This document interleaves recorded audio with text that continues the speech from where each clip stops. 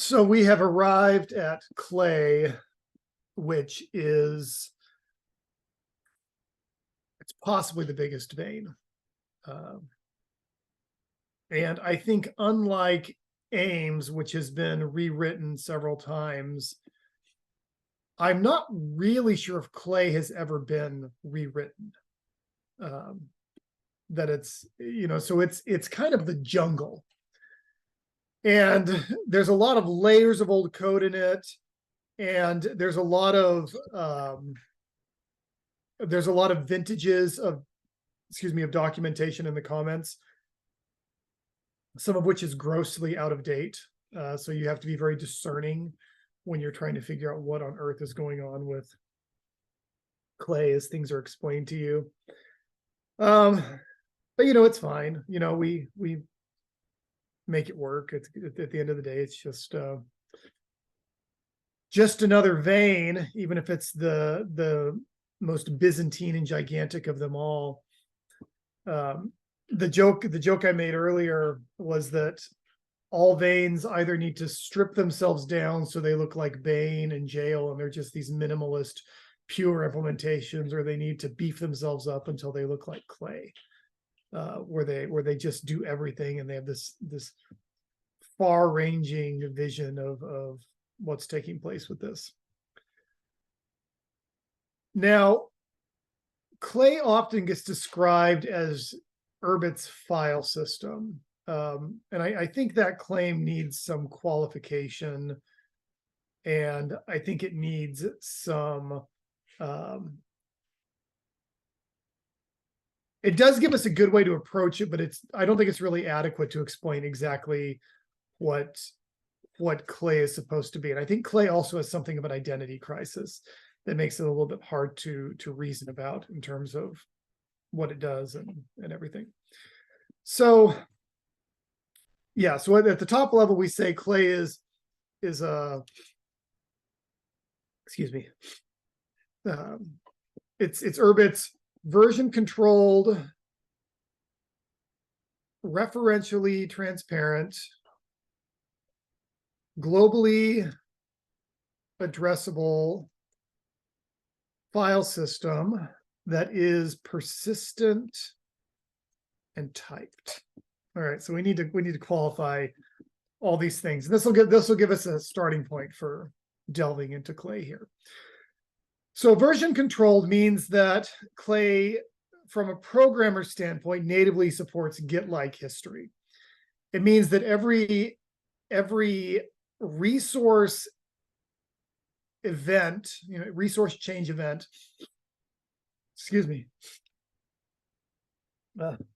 had a little bit of cold since last week.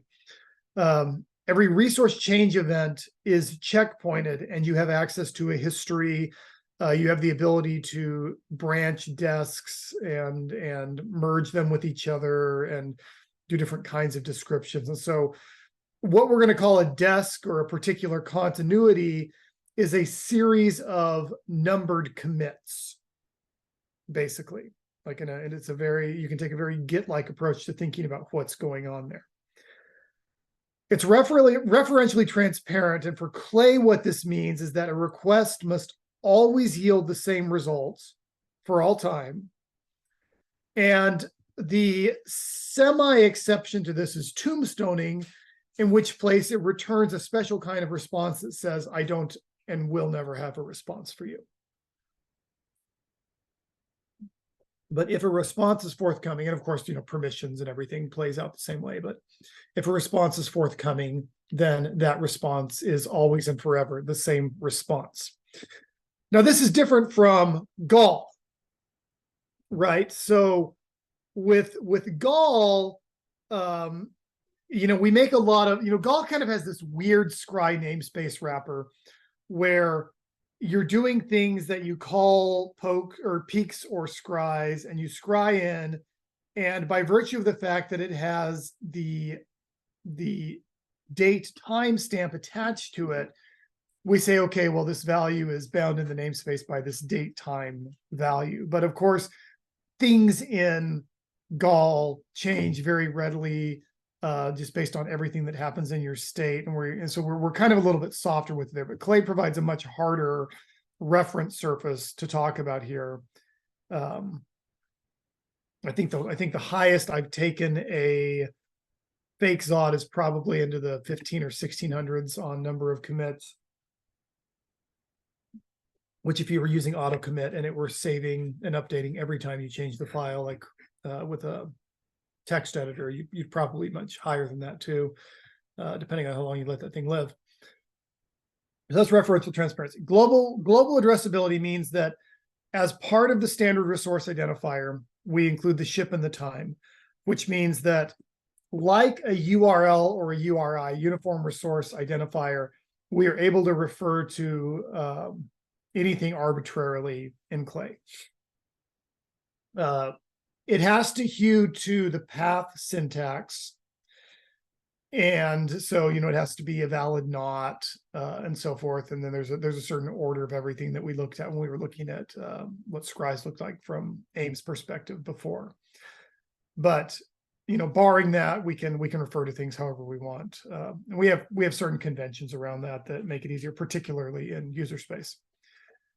It's persistent, so it inherits from Arvo that all events are persisted to the disk, so it is solid state in the way that we like Urbit things to be. And it is typed. The typing was not an initial part of clay. It was a consequence that came out of using marks to do desk validation. And so originally clay was just a data store and you could put an arbitrary blob in it, but when they introduced desk validation, probably around 2016, they introduced typing into the version control system. Typed version control systems have been studied a little bit in the academic literature, but there's only a handful of papers on them. And for some reason, they've just never really caught on as like this concept. And so I think that's like a good example of a place where Urbit is actually way ahead of everyone and they don't realize it yet because they don't even realize that they're just suffering through binary blob download and upload on Git. And you actually could diff intelligently if you wanted to here. But effectively, the way you get the typing is you just attach this mark, which is just a pat TAS. It's a term that is treated in a consistent way by clay and gall primarily are the places where cages and are used in practice. But essentially they're MIME types, right? So if you're in if you're in a browser and you get an image PNG, like what this image PNG is actually a label, and then you're making an assumption about the aux, the byte data, the byte stream that follows it after that point. So that gets baked in, and so we get all the nice features of marks as a result of that. At the top of clay, if you take a look at it, which you don't need to because we're going to be jumping up and down through it. There we go. Clay's enormous, 6,600 lines. The top of clay, there's this block here that suggests a way of trying to understand clay. I think that this is actually pretty good advice. And I'm going to change the order that we're going to look through things here. But the idea of approaching clay by functionality instead of just looking at syslol and just looking at the vein structure and working down from there is superior because clay is so complicated that you can't just figure out what it does from the vein structure. Unlike a smaller vein, there's just too much going on. There's too many kinds of things that it does. And so as we hack a trail through this very old code, this very old file, we're going to follow this approach. So we're going to start off with, it calls it individual reads here. We're going to start off with just looking at files and desks. After that, so essentially the order we're going to go through, we're going to do files and desks. We're going to do subscriptions and desk distribution and OTAs and what that looks like. Then we're going to talk about building code. Then we're going to talk about merging and, basically like how do you deal with commits and pushing them together, writing to disk. Then we're finally going to deal with vein structure with the move handler and the scry interface. For the most part, there's actually not a lot to say there, particularly on the move handler, and the scry interface mostly will sprinkle throughout everything else. And then we'll talk about, I put solid state subscriptions, but there's honestly half a dozen miscellaneous topics at the end that we can touch on if we want to at the very end of this. So to start off with a rhetorical question, then, what is a file? And by extension, what is a file system?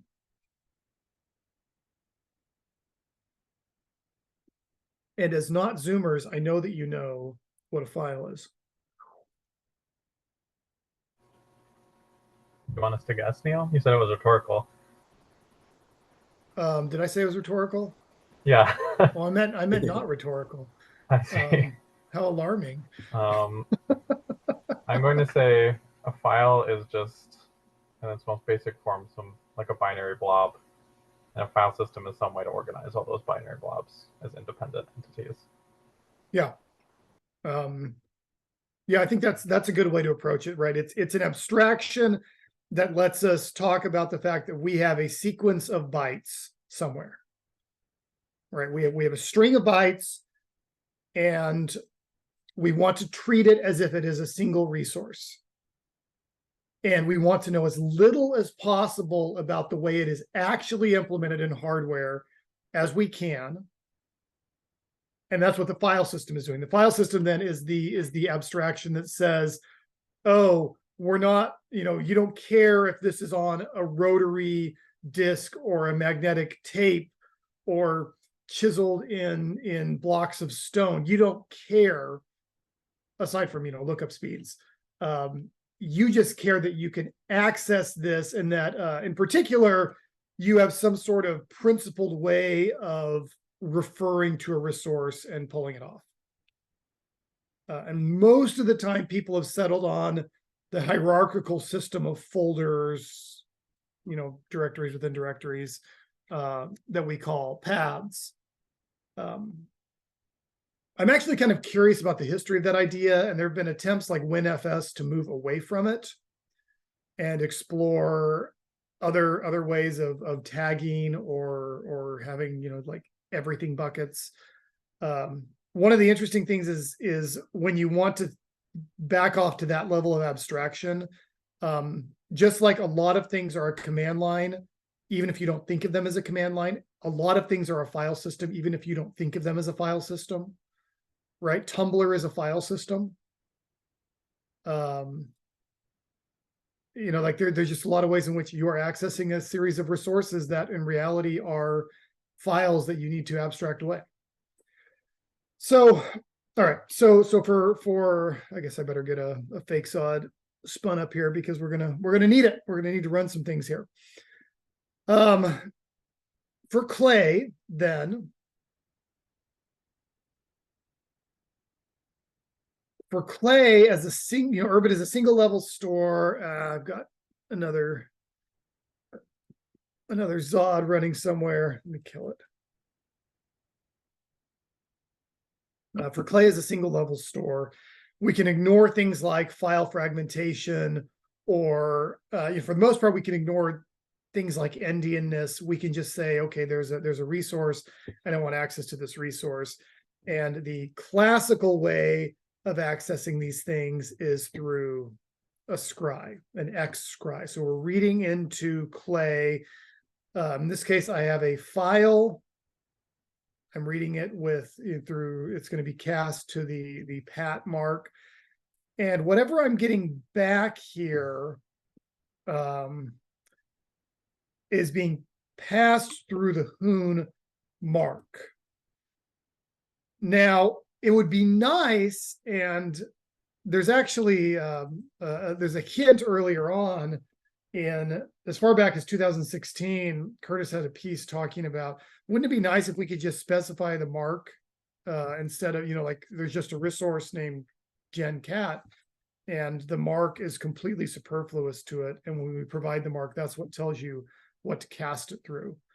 I wonder if I could actually, but I don't think that was really, certainly not in the full version that he put forward. That was never really implemented and explored. But of course we can do different shapes of casts for things, right? So we can pull it out as a chord. If we were to pull this as a TXT, as it would actually be a list chord, and every line would be a separate line. So there are some places there. This file path, every file path that we have has a beak at its head, which is what allows us to uniquely contextualize within Clay what is the particular resource that we are talking about. There's also some waffling, and I'm going to do this throughout the lesson, between, you know, if I write this, what I'm actually getting is text representations of the values there. And some things inside of Urbit and Clay use the actual values, and you have to slaw them to values, and other parts use the text. And oftentimes it's actually not clear which you want ahead of time. So we're going to call this the beak, but in reality, this is not a beak, because a beak is a ship desk case as the types rather than anything else. So at the highest level, the beak looks like this: ship desk case. Ship, there's nothing to say. Clay's globular addressable. Desk,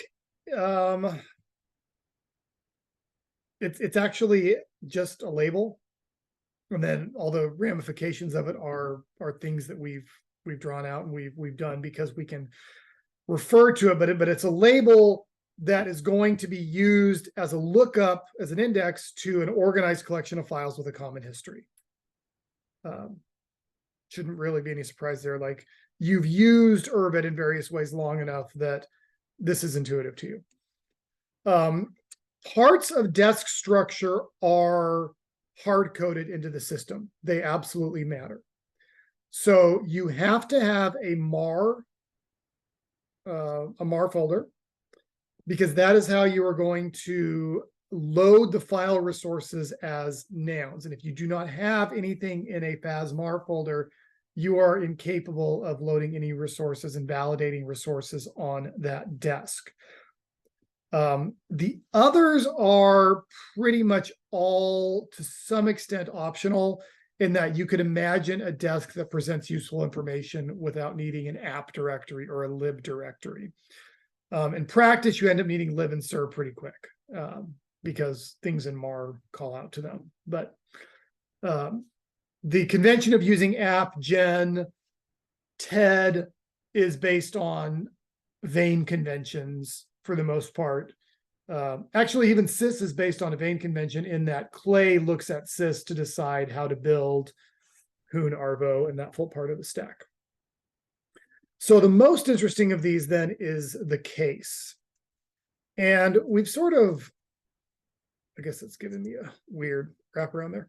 All right, so we've looked at case incidentally before in a lot of ways, but the case, most often we're using now. We're using the timestamp that refers to the moment in which we're making the request.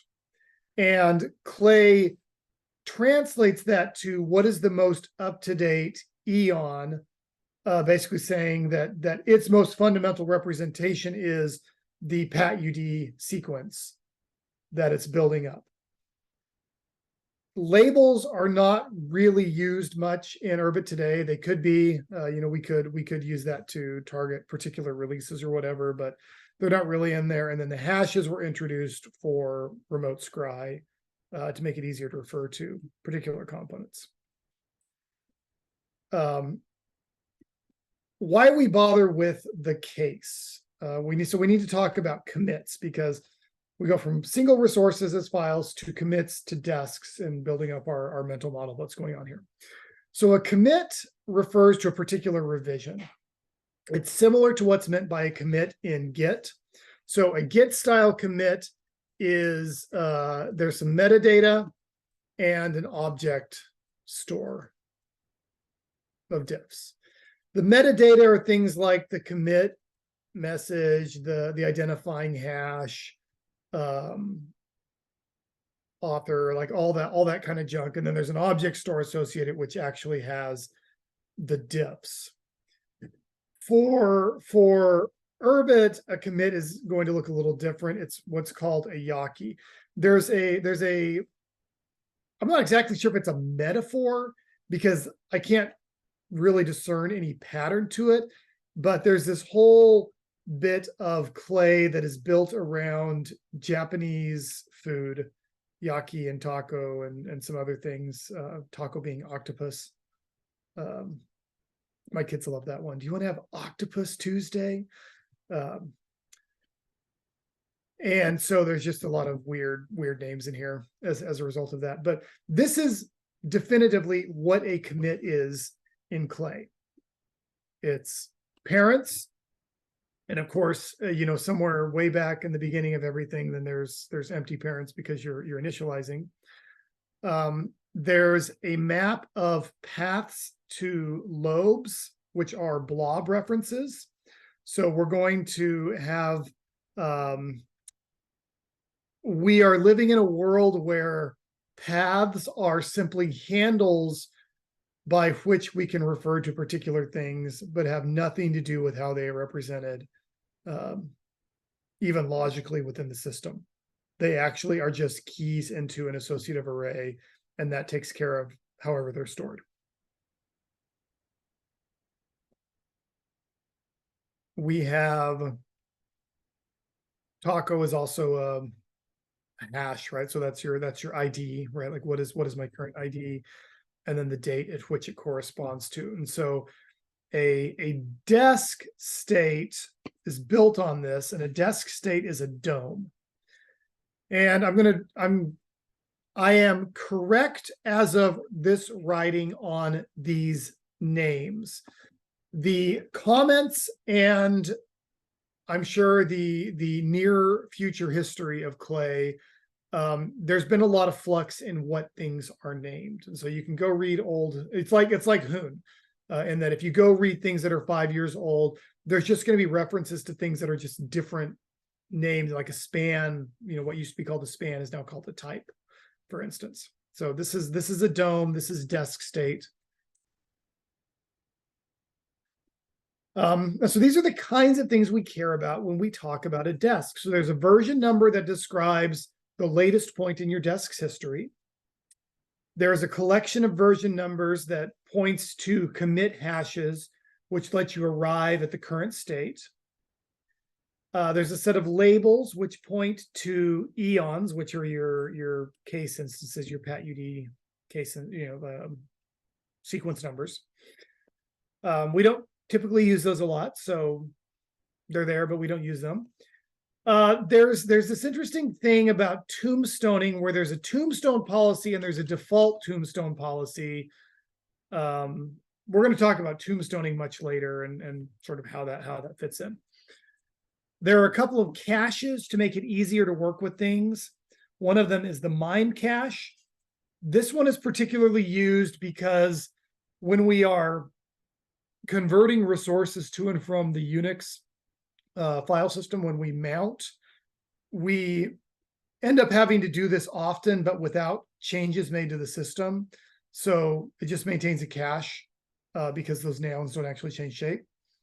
And then the forward cache is we've built things on this desk. We don't want to build them again if we don't have to.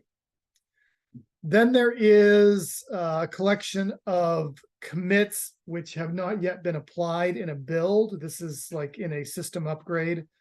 You update Arvo, you update a vein, then you have to update user space again. So this is just keeping track of that set of pending commits. And then there's some agent management stuff. This agent management stuff is interesting because it hints towards one of the possible futures of clay.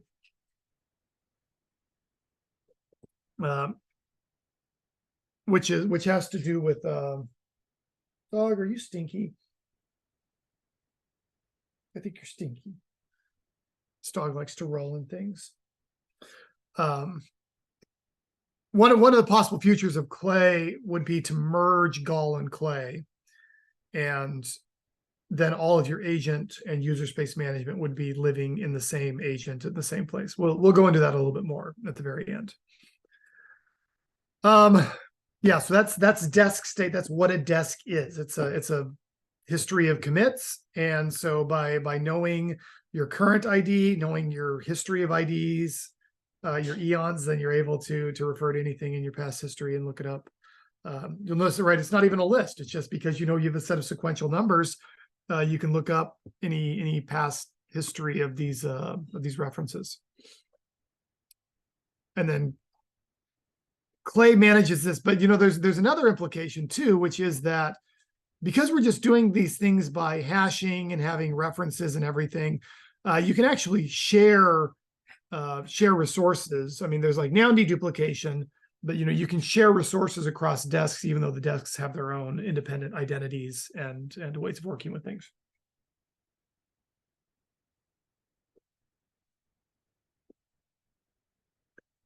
There are not, if we're still talking about file system stuff,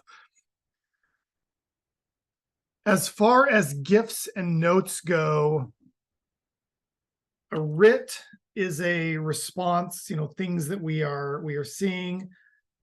Basically, you make a warp request to ask for a file, and you receive a writ in response. You can do a warp over the wire, you know, targeting certain things. This is not as common in use patterns right now, unless you're, I guess if you're, depending on the version of when you're installing things, it's been used in desk distribution and installation. We don't do a lot of direct foreign access of systems, but you can. But most of this comes from warp anyway. Actually, warps go foreign too. Not actually sure what a warp is for. What the scope of that is. I don't think I've ever actually seen a warp done in practice. So could I don't know. Let's see. That's file stuff, and then for desk stuff, it's a little bit more complicated. There are no GIFs because we don't actually expose per desk information in the API this way. You can scry to get per desk information, but typically you don't request and get a desk specific response back as a gift, insofar as I've ever been able to see. And so for Clay, a lot of these are, you know, so there's merge management stuff, there's edits, more merge. A park and a pork are involved with system upgrades. Rain manages desks. So if you're doing a bar rain in Kiln, it comes through as desk management. Tombstone is interesting because basically all of the Tombstone stuff gets passed in through a single task. And then this clue is this big data structure that gives you a lot of options on what you're doing with tombstoning, like how you're tombstoning or untombstoning a particular value. We saw warp where, because those really shouldn't be there because those were file requests, and then you've got some other edits and things on, you know, is a desk running, right? Are we toggling that and so forth? All right, now we've got a whole bunch of scries. Clay has the most extensive scry system of any vein, and it's probable that this could be simplified if you really wanted to. This is what I mean by there's kind of two different ways you could go. You could go with veins. You could try to make them look more clay-like and give them a lot of differentiation, or you could try and simplify that back out. So you can look at desks, you can look at file perms, you can look at perms are pretty straightforward. They're just read write. There's a whitelist and a blacklist. So if you mark it public, then you just say, you know, my whitelist is everyone, or my blacklist is empty, and everyone has read permissions and so forth. There's some specialized ones, like normally we do sen x to read a file, but if you want the file built as a vase, then you would do a sen r instead.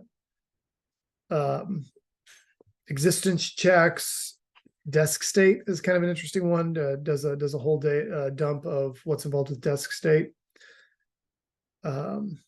which can often be quite large, depending on the history of the desk. Yeah, so a lot of options there. Most of the time, user space uses X or Y unless you're testing some particular thing. One of the considerations about Clay is to make it less like a file system and more just like a source control vein, where what we would do then is we would tend to move resources into Gall and deal with them that way. Because, big picture, what's the difference between treating Clay as a resource database and treating Gall as a resource database? Right? That's not a philosophical question. Neil? What's the difference between Clay as a database for resources and treating Gall as a database for resources? Like pragmatically.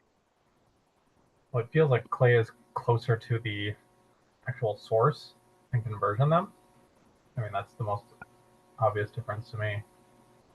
I mean, philosophically, very philosophically, I guess both of them can store data, right? So it could both in some sense be a store, but the fact that Clay has built-in version control seems like the biggest difference to me.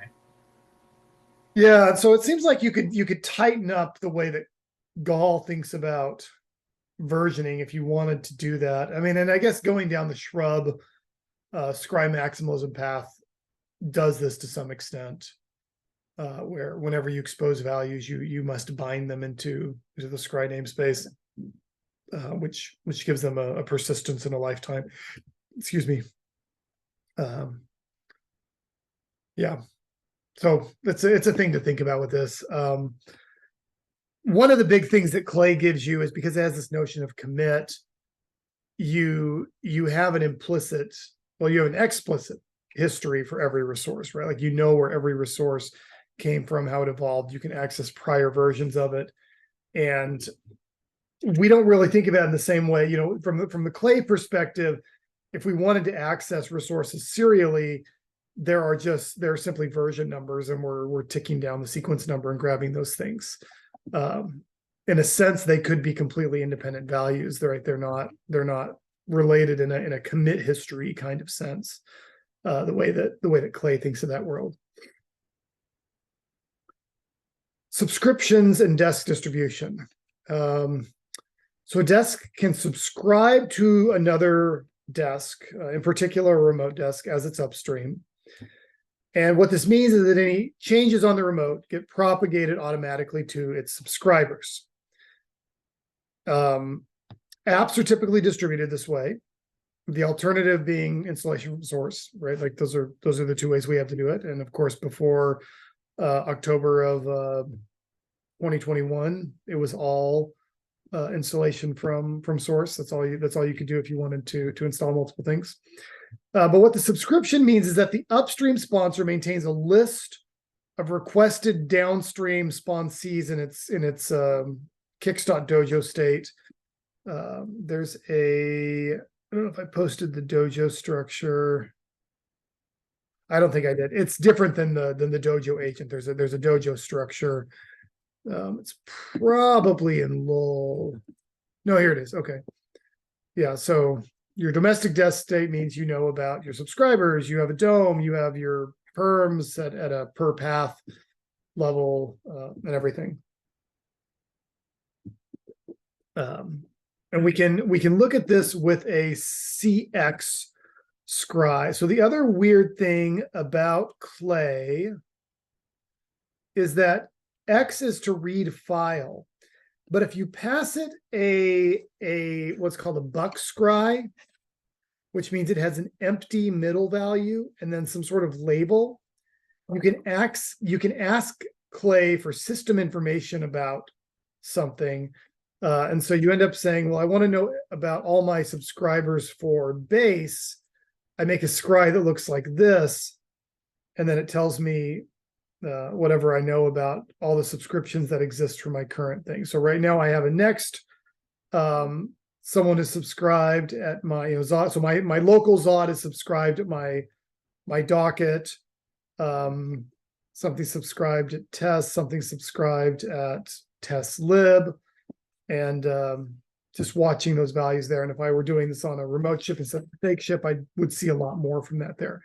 But yeah, there's actually a whole set of these weird buck scries that are in there too. Next and molt requests seem to typically result from your own gall agents and veins wanting to know if the desk is updated, like if you're going to have a bar commit or whatever. Sing requests seem to result more from subscriptions and reads as you look at what's going on with these things. The central mechanism for this is called wake.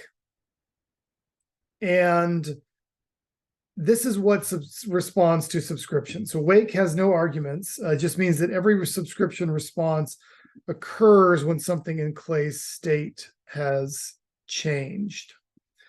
So there's one arm called wake here, and it's going to take the list of subscribers and ducks by looking at the current the kicks right in our current domestic desk state, and it's going to systematically build out cards to notify everyone from this, and just let you know that things have changed, things have been updated on this desk, and all the subscribers get notified.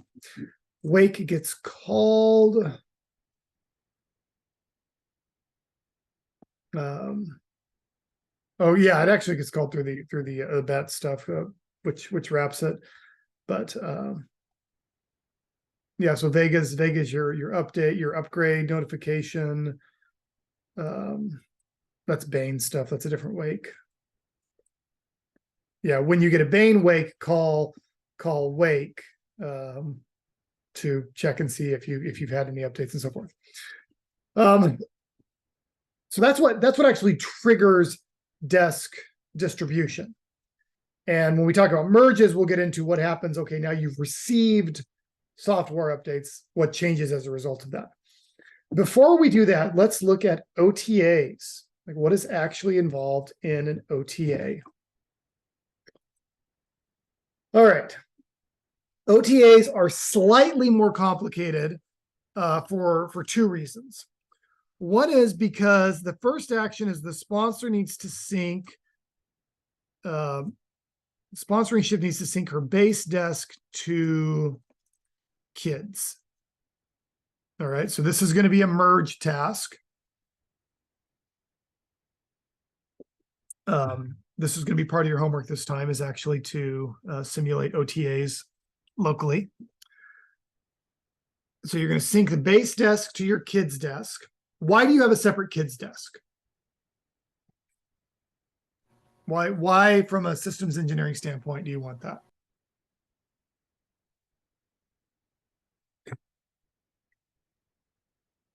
That is also not a philosophical question. Is it because prior to remote scry, every read was also an event? And therefore you want to, well, I guess that wouldn't really matter, but it's going to blow up at the same rate. Yeah. I don't know. I guess it makes sense that you'd want people reading from something that you're not writing to constantly. But you guess, I guess, yeah, I don't know. Well, that's if you're doing development, right? On the desk. I mean, essentially what it is, you want to defer, you want a way of deferring that whatever you're running as your system software is not automatically passed downstream until you are ready to explicitly pass it downstream. Mm-hmm. Right? Like, is that because you're doing active development? Is it because you're testing it before you distribute it? You know, whatever that thing is, like you want to have this gap between those two things. Right. And so the base things desk don't get pushed. So the base desk isn't auto synced to the kid's desk. It's only synced when you specifically sync it. Right. When you run Okay. when you're going to run a merge task to do it. Yep. And then it kicks over. And then once that happens, the sponsor's kids notify subscribers or sponsees. I'll probably switch back and forth between this language. So that's Wake. And that's going to go over Ames to Clay. So it's going to be your Clay tells your Ames to tell their Ames to tell their Clay that there's been an update. Then you're going to update to receive the files. This takes place via remote scry now. So you receive everything, you queue it up, you do all that AIM stuff that we looked at previously, all the packets and everything, but you receive it. Then locally, you're going to apply the remote update via a merge. All right. We're going to look at apply foreign update in a moment. I'm going to come back to that because I want to go through these steps before I look at code again. Then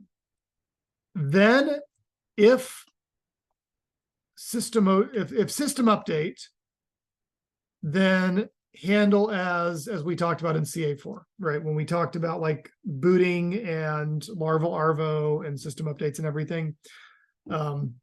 Maybe you recompile the veins and migrate the state. Maybe you have to update everything all the way back to syshoon, which includes carrying around the work list. Where this is going to be handled in sysupdate and park. And you may remember all the way back to the pork slip. This is going way back to like August or September when we talked about this, but the pork slip was how we faked this message into the new world. Then you check and unblock any desks.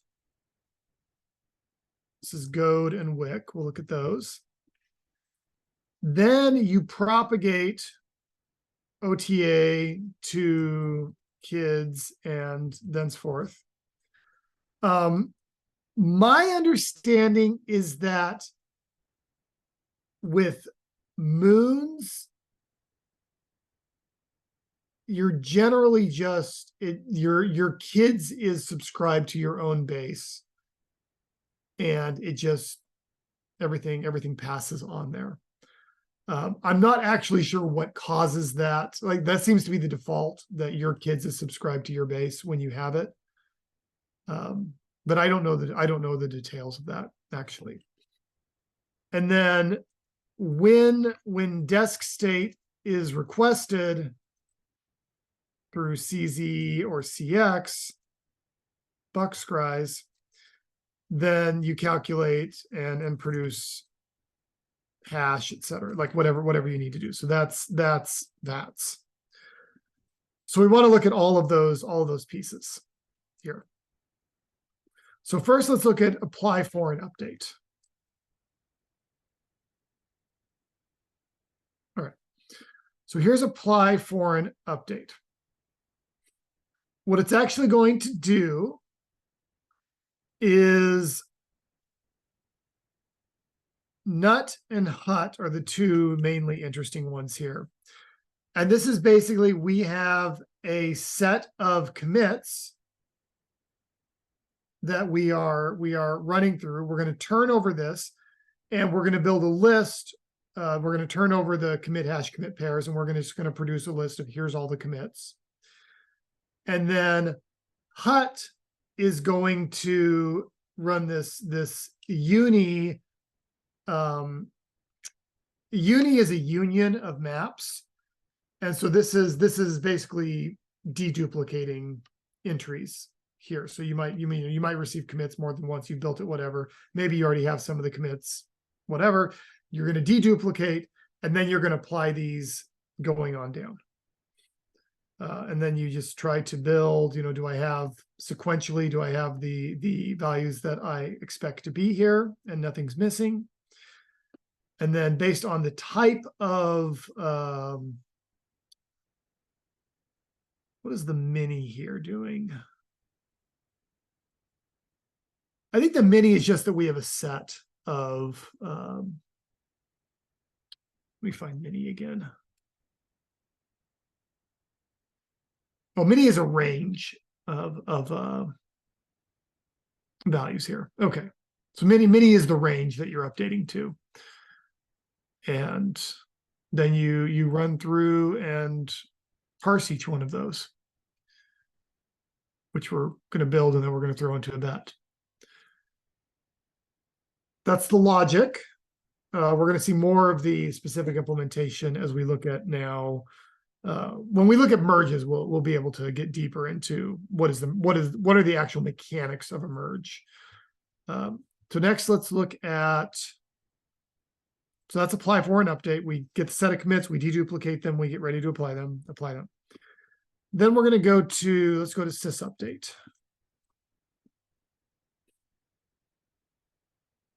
All right. So sys update is, we have this set of our current data, and we're going to check our files. We run through our list of files, figure out, we build what we need to build. And then what we're going to do is we're going to pass these into our duct. And then we're going to emit this slip pork. All right, so remember what slip did was it let us feign to be one vein from a different vein, but here we're guaranteeing that this pork comes back through clay after we migrate into the new world. We emit that list of changes, and then that's going to run down to Park. And what Park is going to do then is it has a Kelvin check. Yeah, here's the Kelvin match. This first part is, this is checking your set of commits and does some validation and read it, data readout on your commits and getting the set of commits. I've never actually run into this error. That's interesting. Commit failed because a file was tombstoned. Then we do a Kelvin match. We check base.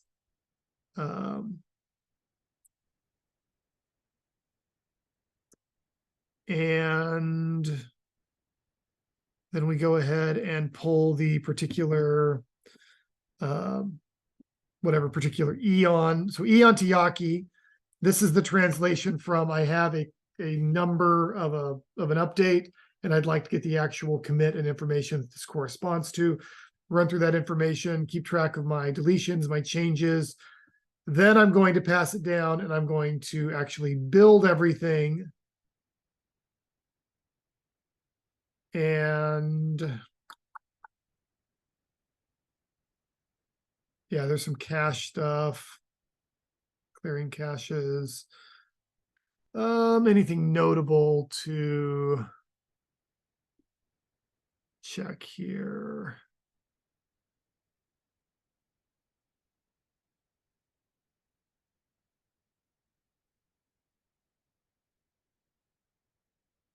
I mean, it does things like this. So after you've done a Kelvin update, after you've done your OTA, you come back in, processing things. And if there's more commits in your queue, then you'll run through the rest of those and continue those on down the line. And then check on the state of these. So if your agent is live, then, basically poke it, goat it, and make sure that it actually runs in the new world. If it's dead, then you can pass through. It's been shut down. If it's held, that means it's blocked on a Kelvin update. And you need to now, so now what you're doing is you're passing to Bane a timer to see if it can wake all of these things up after this is done. And yeah, that's pretty much, that's the high level logic of what Park is doing there. So that's a system update. Unblock any desks. Let's look at Goad, which I just mentioned. Yeah, Goad just builds things and passes them out.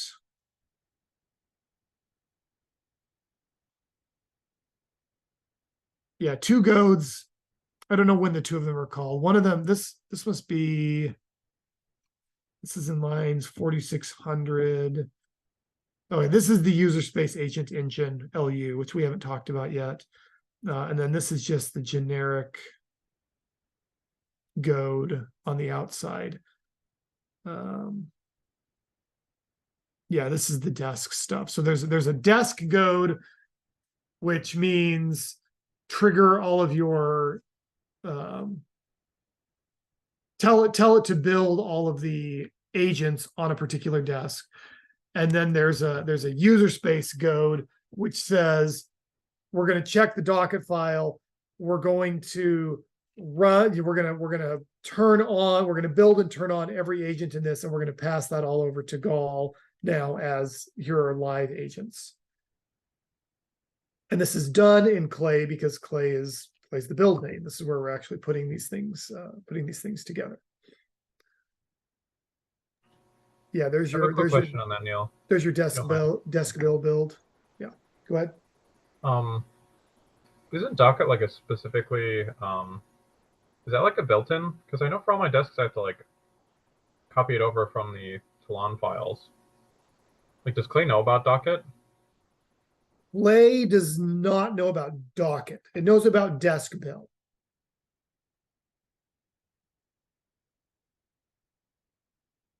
Right, so it knows about agents running on a desk, and it knows about a list of agents that should be.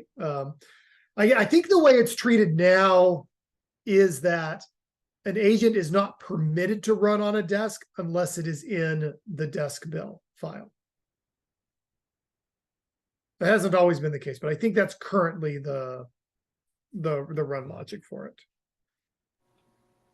I see. Okay, so since the base system knows about those bills, it knows what can run and maybe also what should be running for a particular desk. Okay. Yeah. I guess the docket is all the metadata. It's like, here's where you can find the front end glob if you need it. Here's some information about what's in here and so forth. Yeah, docket and treaty. We'll talk about that when we talk about Gall, which I think is 2 weeks. We're getting close. Yeah, so 2 weeks to Gall. We'll talk about docket and treaty then and what's going on with them. But docket and treaty are formally like a Tlon product right now. In the way that things are sort of organized.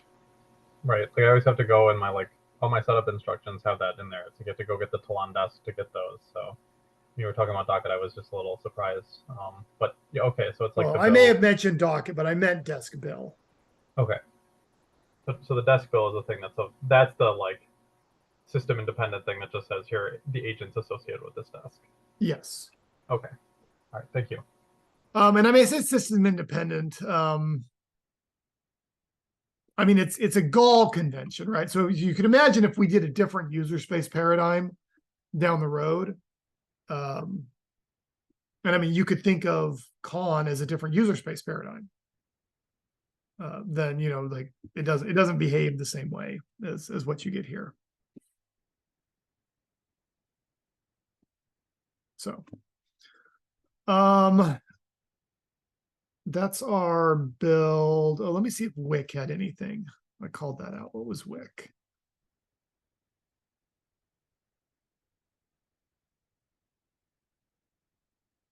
Okay, Wick, what Wick is doing is it's passing a wake up timer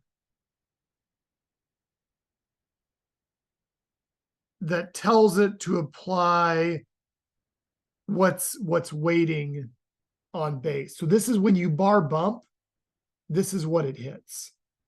It says try to block whatever is sitting in your queue that you've as yet been unable to apply.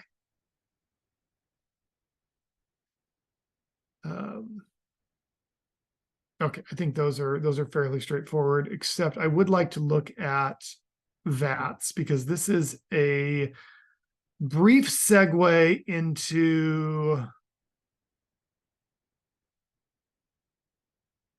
Kiln, and we're gonna have to get into Kiln more later.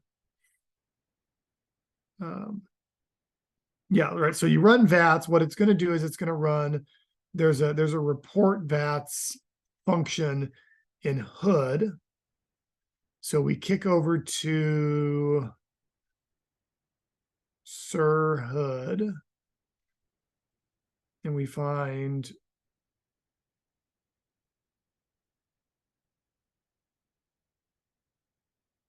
report VAT. Report VATs is just a turn over all of the desks. So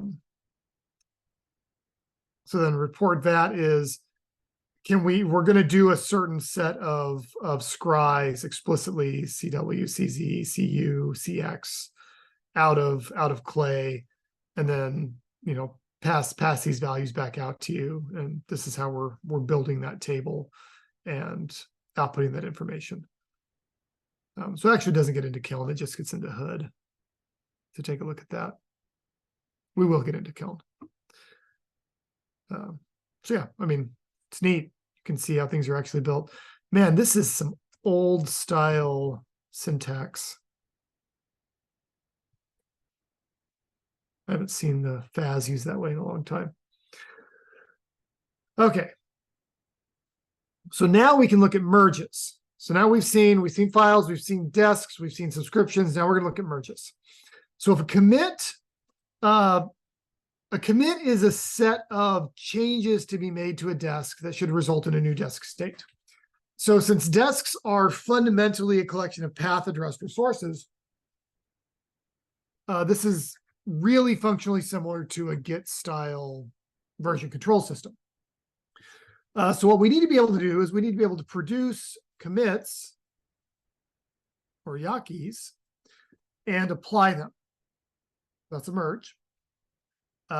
In practice, a merge means that we have to decide how to reconcile two claims about reality into one. And this is going to result in several different possible merge types in clay. Like init is we have a new desk and we're starting something from scratch. Only that means I have a messed up desk locally, and I would like to just copy everything from the remote desk onto my desk and clobber my local changes. There's a lot of subtleties in like your options and the directions you can go with that. Let me actually list those first here before we go into the mechanics of them.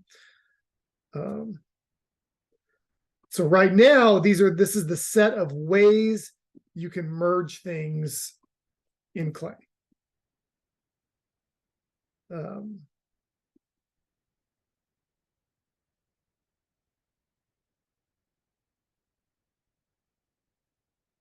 From user space, init is commonly used. Only this or only that is used when you want to force a desk fix. Meet that deals with conflicts. Yeah, so there's a lot of subtleties to why you might want one of these over than the others, and I would wager that most of these are probably not commonly used. They're just supported because they fill out the whole namespace. There's a lot of types we need to introduce once again, as with everything else. We're back to our Japanese. There's a nori, there's a soba, there's a miso. So if we're talking about things as commits, which are claims about how to change something, and then you're trying to reconcile the current state on the basis of this, you need to be able to talk about, am I changing a file? This is a delta or a diff. what does the calculated distance between these two states look like as an operation? Am I changing things about my repository itself, like my desk? These are the Nories. What do my new states look like? What is my resulting span of history from that? In practice, for instance, with Miso has several options here, but in reality,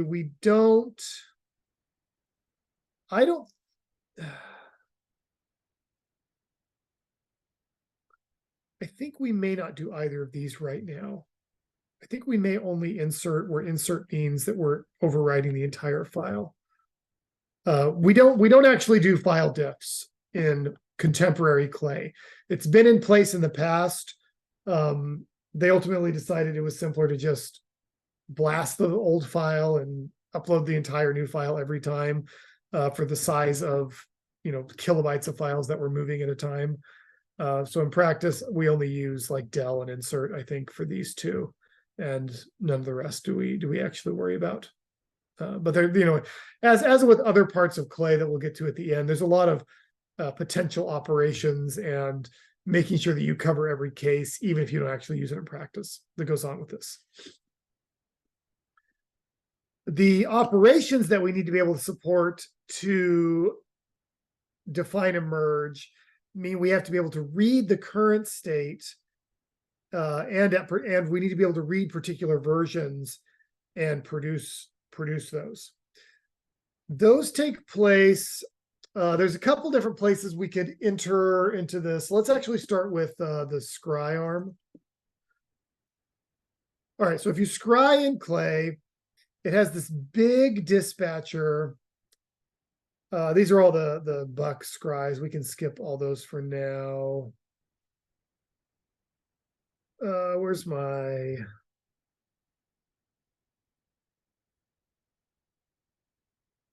Yeah, so there's a read that gets called, and this has this whole table of the dispatch for all these things. But read X is what actually instruments I've done a CX scry. So if I go look at read X, then let's read R. If I go look at read X, then it does like this page to cage, like go read a value and convert it to a cage, so I know if I've lost this value, if I've grabbed this value and everything.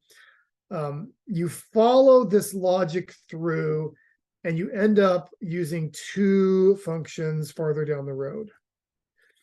Read at taco, which means get the actual value of a resource at a particular commit. Taco was a commit identifier, a commit hash. So a resource identifier, I guess I should say, but it's reading that particular value and returning it to you.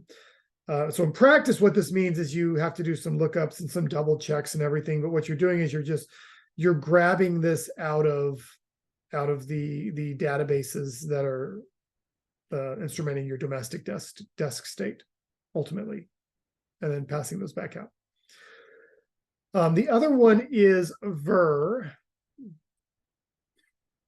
And if something comes through as a sing request, then it comes through as an ver.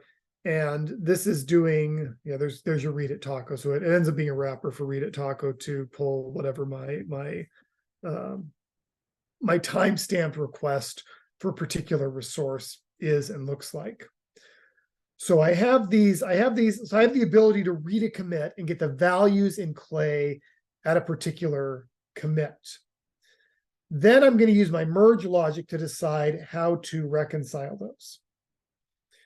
Now, in practice, a change in a desk comes from somewhere. So the reason I have to do a reconciliation is because a change in a desk came from a task that would typically look like drop is a cancel a merge, but an info is the most common one internally. This means I've edited something. And then there are merges that will change resources as well. but info is the one that I'm kind of looking at for the most part here. So if I want to modify a file, I need to produce an info, and this is a desk that it's associated with, and then a nori, and then a nori, if you go poke around, you find what a nori is. It's a repository action, which in practice means it's either a delta or we're applying a label. So we're either creating a new label, or one of our case options was to apply a label, or it's a SOBA. A SOBA is a delta. It's a list of changes that we need to make, which ends up being a little bit complicated. But for instance, if I wanted to create a file, then I would be able to pass a task that looks something like this. I would pass it a path of an arbitrary resource that I wanted to create, right? This isn't like make dir in Unix. It doesn't care. It doesn't do any validation on this. It doesn't care if the elements of this path exist ahead of time. Path is simply an identifier in Clay. The kind of operation that you're doing, I'm inserting text, and in this case, then I'm inserting the vase of a list of values because it's going to pass through this text mark and back out. Because actually the right way to think of this is a cage, a pair of a mark and a vase. So this text is a mark, and a text is a list of chords. So put those together, and now I have this resource. In this case, this is the actual piece. If I wanted to create it, I need to pass it. Let me see if I had that text already to pass. Yeah, I do. Pass it would look like that. Bar pass to see an info task for the base desk, and it outputs some values there, and now this value actually exists.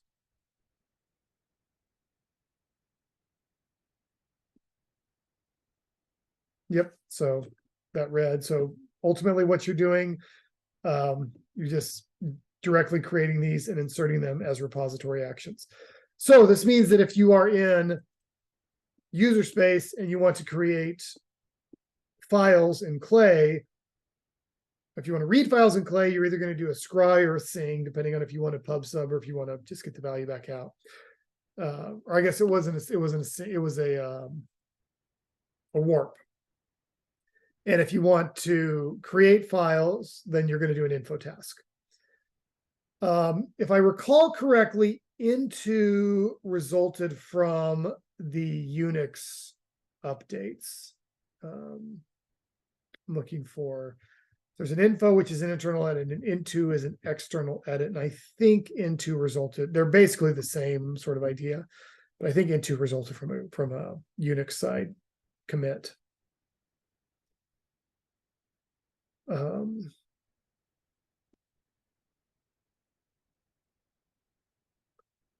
we have all the merge patterns. Let's look at how a merge takes place. So a merge is going to start with start merge. So it's going to accept a ship, a desk, a case, and a germ.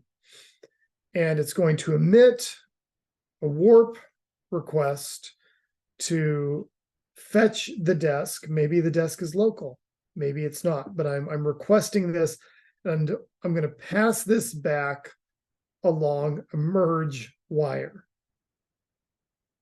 So on the other end, what I'm going to be looking for is a merge wire as my response to running into this. That eventually that's going to get dispatched when it comes back in to the merge arm. And the merge arm is going to pass into, there's actually a whole merge engine. There's a large core that has all of these options and the way to put all these pieces together and pass them around.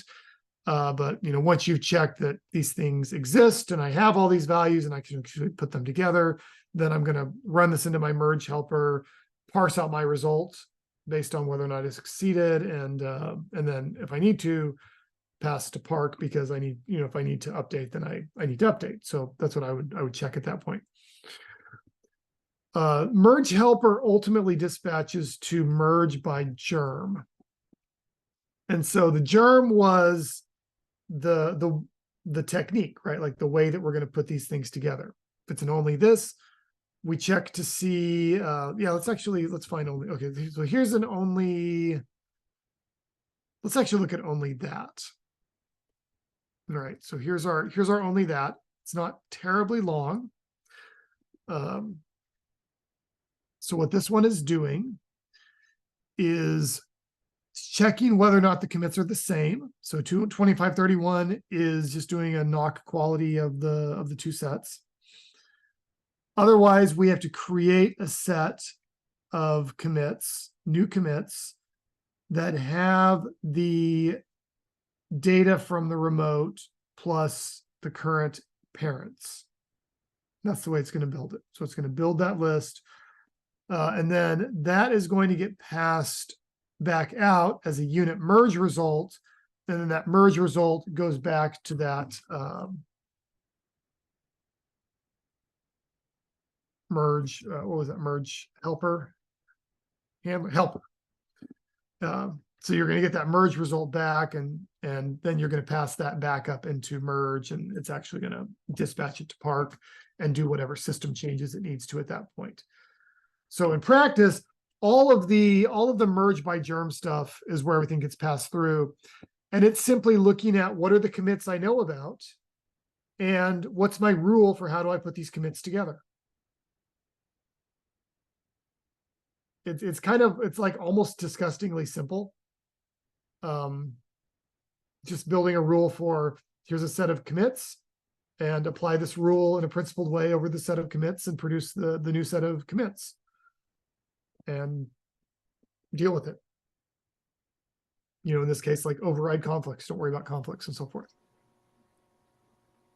So Neil, got a question here. Yep. So then what I'm thinking about is, suppose that I have a I guess this is fine. I'm just trying to like reason through some of these pieces. So suppose I have a desk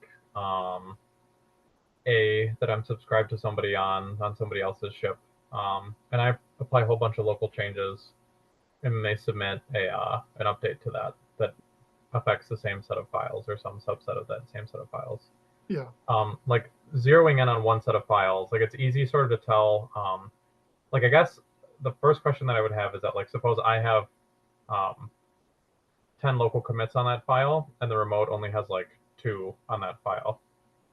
Those just get like applied. So like even if I take only theirs, my version 12 of this file might look the same as their version 2 of this file, right?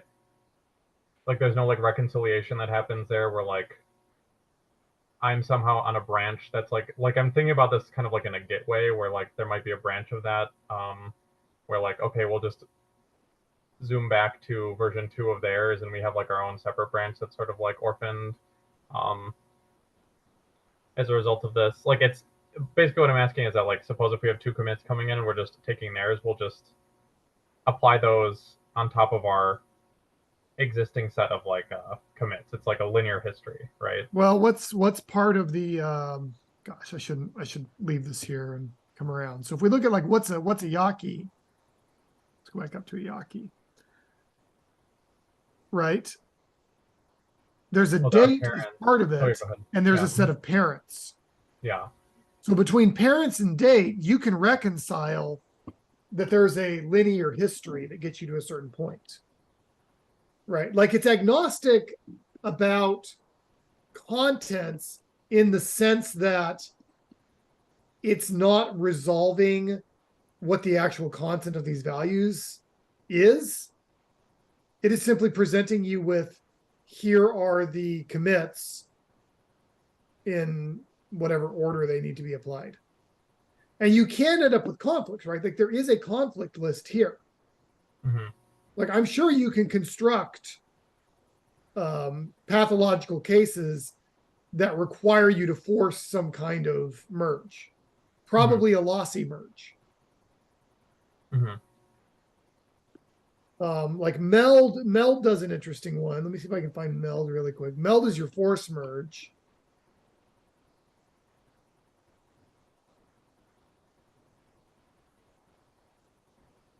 Yeah, so so meld has a merge conflicts in it where it just, I don't know, let's see what merge conflicts does.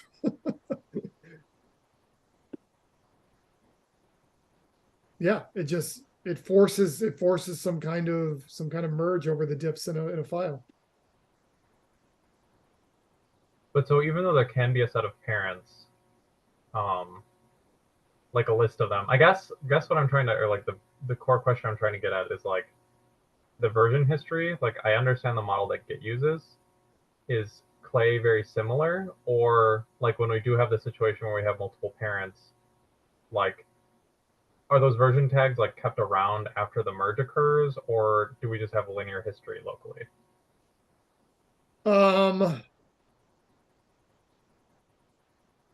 Like, will I know like after the merge occurs, like that I did get like, okay, my sponsorship actually gave me this updated desk, and those changes applied, and they applied in a particular way, and that's why I have this merge that looks this way. Like, will I know that afterwards, and what changes were applied, or do I just get the result? I think there's a way to extract that from your net state, Mm-hmm. but I don't know if that's exposed in a straightforward way. Mm-hmm. There are ways in which Clay feels underpowered to me as a version control system.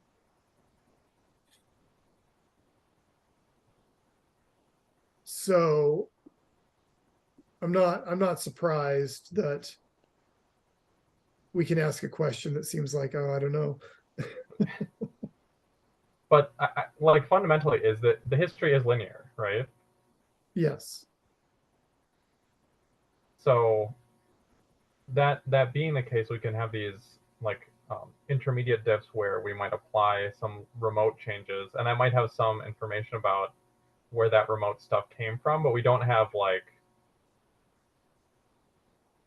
we don't have branches in the same sense really that Git does, because it's all like smushed together into one branch. Not that that's good or bad. Yeah. I'm just trying to understand the model. Yeah, because I mean, I guess it's sort of like, can you do a squash? Can you do a rebase? Like this kind of stuff. Mm-hmm. Right. Like I don't think you can.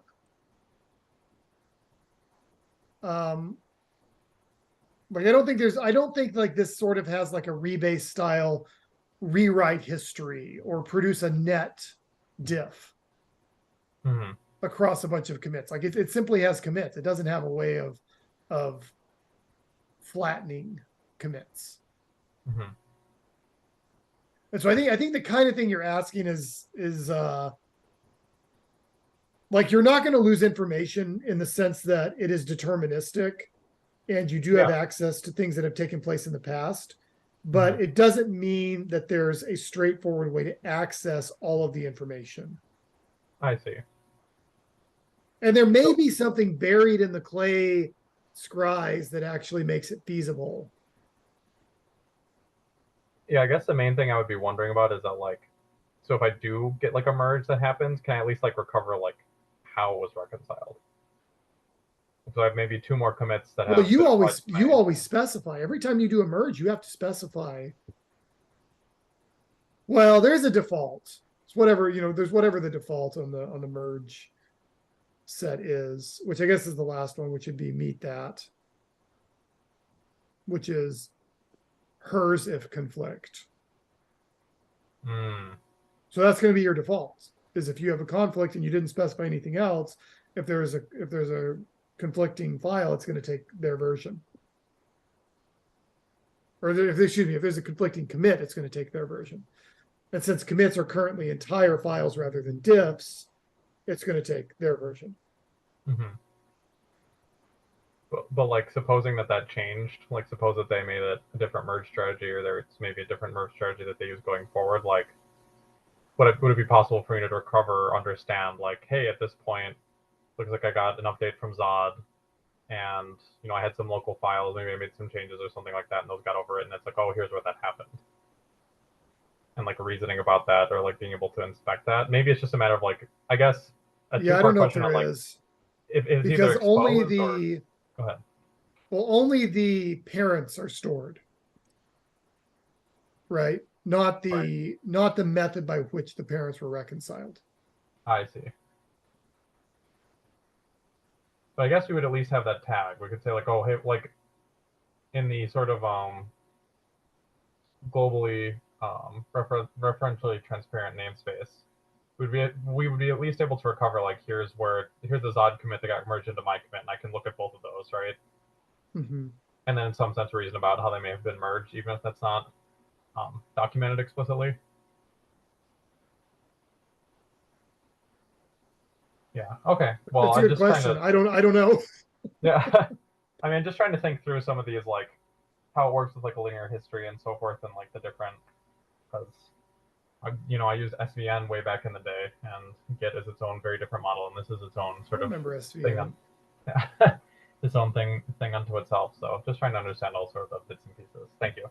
Yeah. It's also possible that we just haven't really run into situations where we've needed to like recover that information in a principled way, and so it's not exposed because until you need it, you don't care. Right. Yeah. Right. Like until you've constructed a situation in which it matters because you're trying not to lose information. Does it matter? Right. Like that's Yeah. where I you end mean, up. yeah. If nobody cares about it, I guess that's sort of the indication. It doesn't get built. Yeah. Indication that it doesn't matter. It's just kind of an interesting thing to think about in terms of long term. You can imagine like more complicated desk merge structures happening, right? Where it's not just like things coming in as a straightforward merge from Zod and like so anyway, just an interesting thing to Yeah. think about. Well, and there was always the issue of like, which hash do we expose if you can edit files in base? Like there was always interesting questions about that sort of stuff too. And like this, if someone edits base and they OTA, should they lose their local files? Right? I mean, that's Yeah. like should Zod clobber base? It's a good question. Yeah, like especially if they're like if I just add in some files for whatever reason, like I don't know, like in the most simple case, just like testing something or maybe some local files I want to have in base just so they're accessible everywhere. It'd be nice to just apply those because they're not in conflict with anything. I don't even know if that's possible right now. It might not be. But it feels like it should be possible. But yeah, there's all these questions about how it'd be applied and so forth. Yeah. Yeah. Okay, now that we've covered how to merge commits and how to manage resources, we need to cover building code, which is the other big thing that Clay does. By line count, we are now halfway through the lesson. There's a lot to talk about with Clay. Okay, Ford and Mark. So Clay's responsible for assembling and building code. We've hinted at this through Park and other aspects of this. Building code differs from compiling code. Okay, so Hoon compiles code. You run RIDE or Ream or whatever you're doing, and you process Hoon source into executable knock. Clay has a forward arm, and what that's going to do is it's going to collect associated cores and code, and these are the FAS runes, and produce the appropriate Hoon source that you can then run through RIDE or Ream. In 2020, this was merged into it was a standalone vein named Ford and then became merged into Clay. Since Clay receives updates from remote desks, Clay therefore becomes the de facto prime mover on internal state upgrades because it's the first to know that, oh, you've gotten a different syshoon and you need to update everything. And it needs to manage these differently. So it does know the order of them. It knows how to approach them. If I can remember where.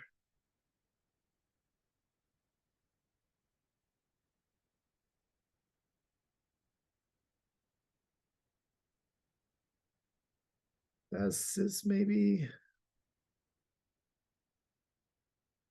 Remember, there's somewhere where it actually lists these out in order. Maybe Zeus would be a good word to search. No, it cursed 34 times. Oh, here it is. Actually, I'm looking at it. Here, quite up near the top, is it actually has, here's the, we're in vase mode and we're slapping our build of this is the Zeus cores all built on top of each other. Here we're slapping Zeus against different pieces of our system here. We do some other kinds of builds in here.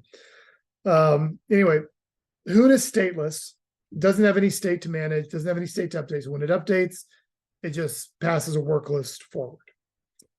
Arvo is stateful, so you have to extract the current state via the load arm and pass it in, or I guess be extracted via the save arm and then pass it into the new world via the load arm once Clay has been updated. Once Clay has updated it. And Zeus and Lol are stateless. Veins are stateful, and so there's going to be a lot of work in updating those.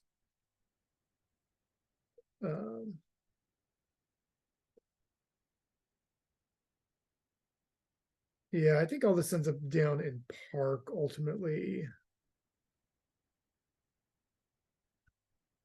Maybe that just doesn't get handled anywhere. Kind of driving me nuts, actually. I don't know exactly where that is. Where it lists all those out. Oh, it's this. It's this did kernel update kind of stuff. Like, check what was the kernel affected? Is the path? So anything inside of sys is in the kernel. So when we're running through Park and we're goading and we're checking everything, one of the things we have to check is, did we update the kernel? If we did update the kernel, then this will propagate into make these other changes. Ford produces several kinds of results. Basically, these are file related types and mark related types. So a file build, so you can do something like an ACARE. This is similar to doing let me see if I actually can, I guess, read a. Oh, sorry, I need to read a here. All right, so what read a is going to do is build a file as a vase, I think it was.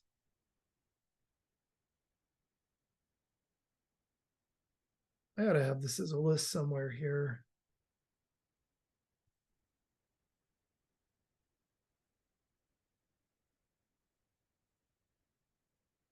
Yeah, Sene is to build a Hoon code. Okay. So what we'll do is you would scry with a Sene. This would go into the scry arm. This would dispatch it to read a. Read a dispatches it to Taco Ford and to build a file. What Taco Ford is going to do is it's going to do Taco to Yaki. So it's going to produce for a given path, it's going to give you the actual Yaki, the actual like current state of the history of commits. What's my current value? And then we're going to build the file at that current commit, at our current desk state. We're going to build the file at that path. So let's jump over to build file. Build file is pretty simple. Tells it to build dependency. Build dependency. Anything that has an each takes a logical value at its head and switches on its two values based on if that's an and or an or, a PAM or a bar. So if it's false, then build file means just build the single value at that path. Otherwise, you're passing in the path and the directory and the file separately. So we're passing it in. It is going to there used to be this weird twig metaphor for Hoon ASTs, and at one point, yeah, back 2019, 2020, there were probably around 15 forward runes that had to be used in concert to put these different pieces together before it was substantially simplified. So there's still like these weird metaphors about like what's a sprig? How do we put these things together? What we care about here is there's a read file, there is a parse pile, and there's a run dependency. Let's look at read file first. All right, read file, retrieve marked, validated file contents at path. So it's going to return a cage and a state. State is so that you get the forward cache. So it's going to validate the page. Validate page is where your marks actually get applied. So what it's going to do is it's going to build. It's first just going to say, do I have a mark? So I'm going to get the mark as the head of my flop path. So it's the tail of my path. It's my suffix. And then I'm going to attempt to build my mark and then apply my mark. And if all of this succeeds, then I validated my page and I can actually build the file that I'm attempting to read. So at that point, I have a validated file. There's a related piece, which is parse pile. Parse pile is what is actually going to take care of your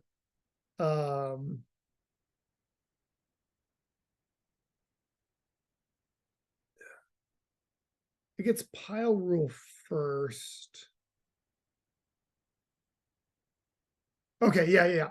So parse pile, this is how you vase mode compose all of your cores together, your structure files, your SIR files, your lib files, whatever else you want to include.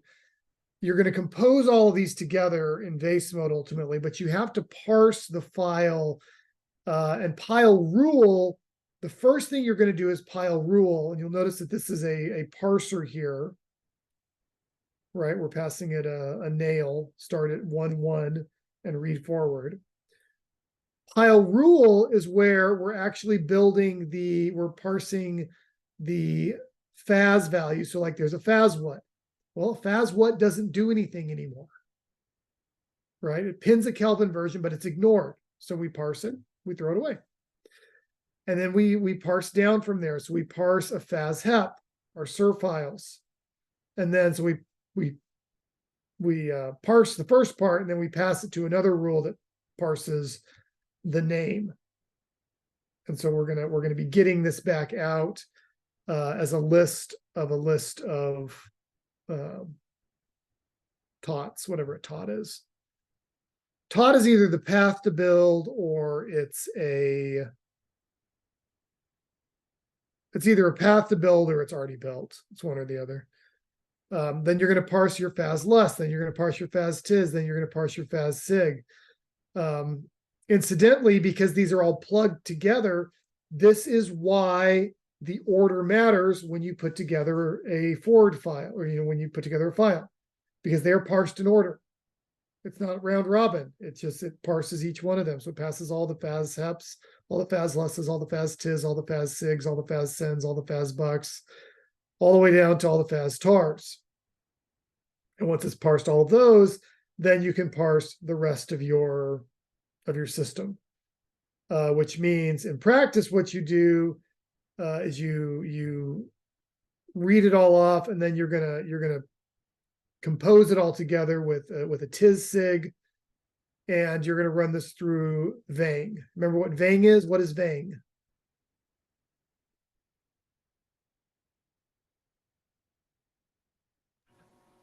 I don't remember. Vang is our Hoon parser. So we're going to use the tall form of our Hoon parser. Now that's what it gets passed to. You parse all the forward runes at the top, and then you are going to parse everything else in the file on down past that.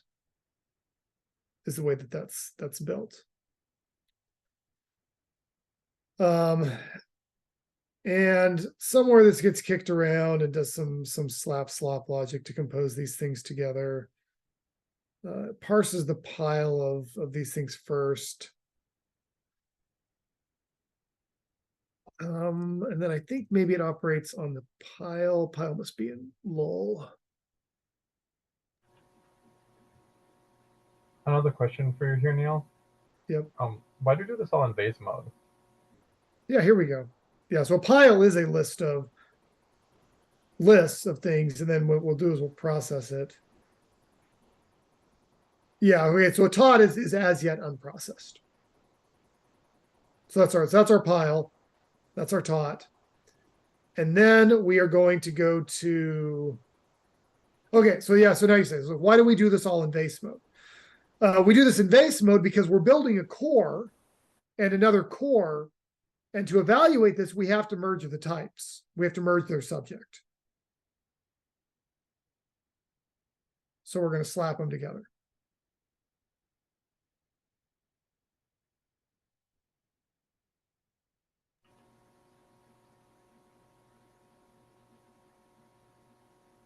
And if I can find this, it's probably like a build pile that I'm forgetting about.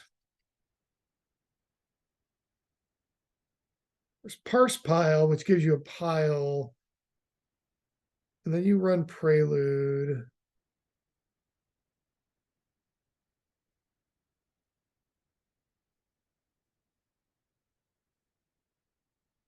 And then you slap together. Yeah, so run prelude must parse all your forward files, and that gives you a sut.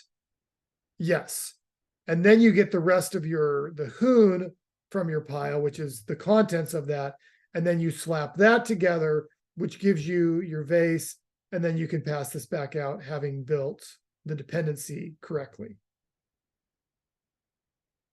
Okay. Any more questions about the vase mode? Now that I recalled where that was living.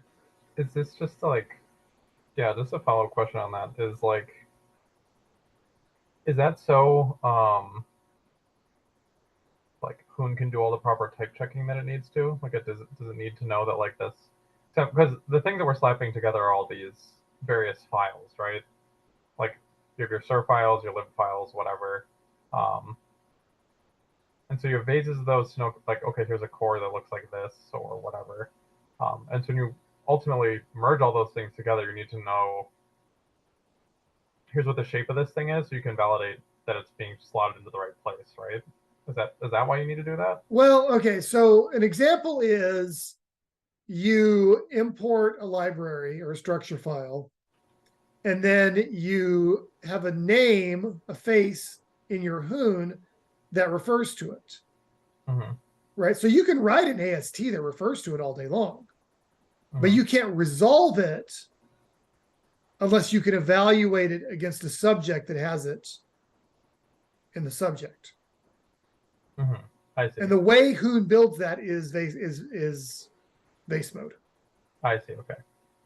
Yeah. So since that thing needs to be included in the subject, we need to type information about it. Yeah. We need a vase of it. Like that's how it kicks up into the Hoon subject. Gotcha. Okay. By composing those.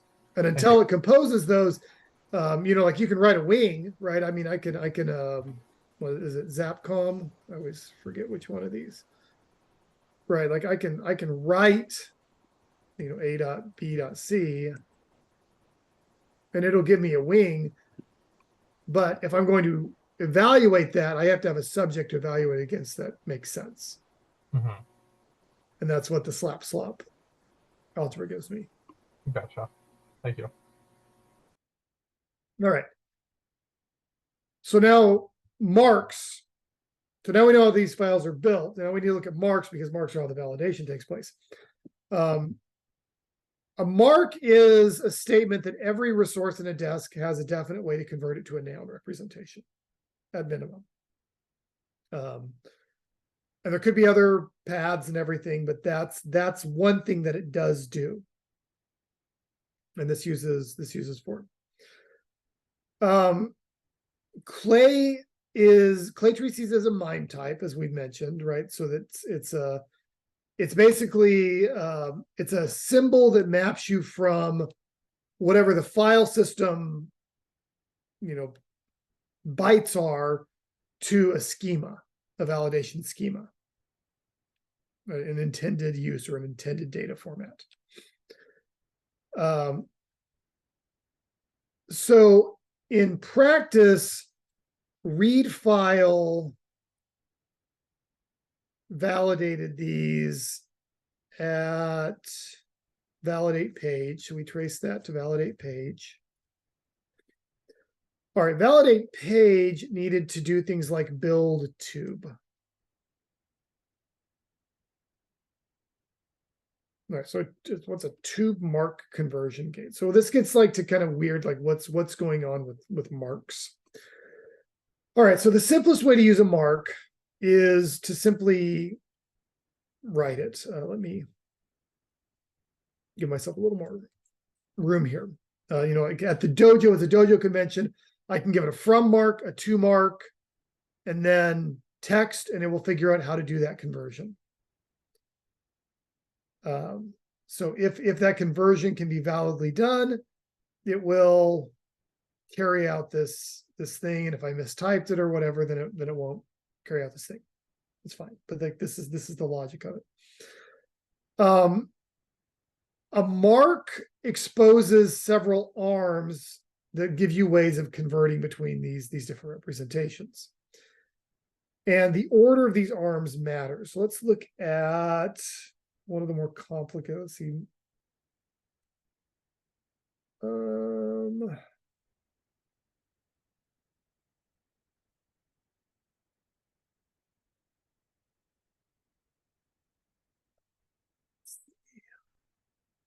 Trying to see if there's like a fairly complex one somewhere, but okay, Bill is pretty complex. So Bill has a grow, a grab, and a grad arm.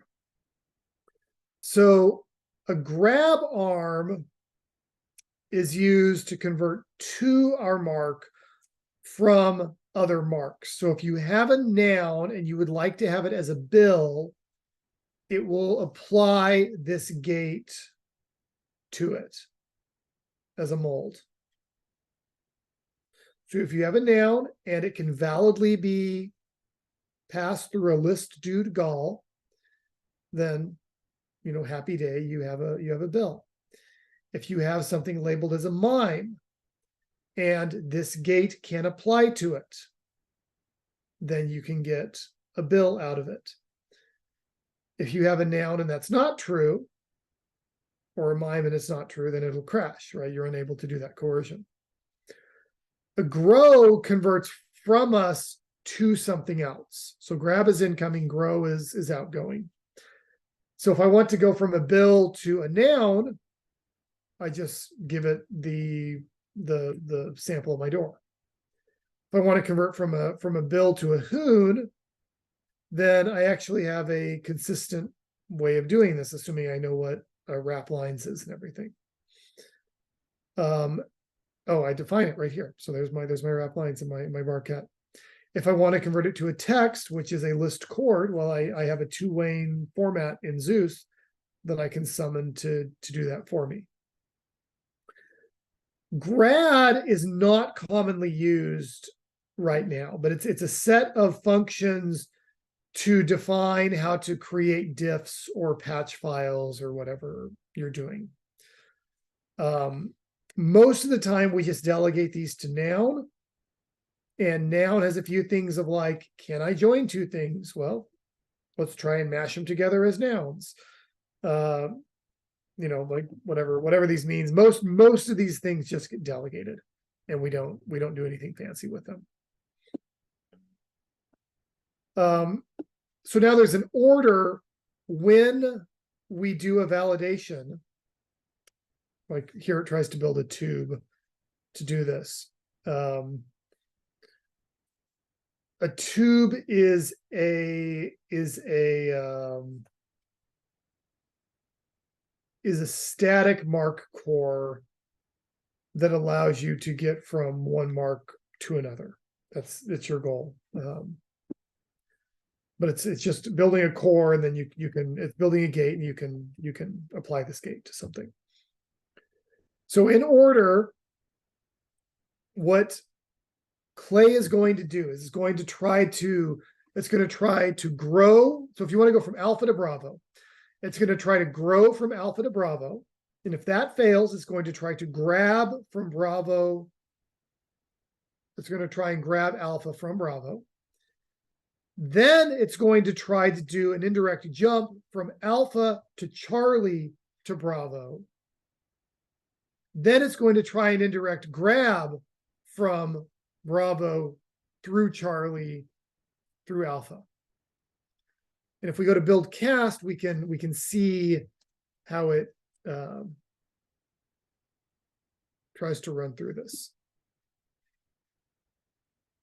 And so what it actually will do is in vase mode, it's going to try to, yeah, so like here it's labeling it for us, like grab these things, but like right here, like line 752, this is where it's trying to grab.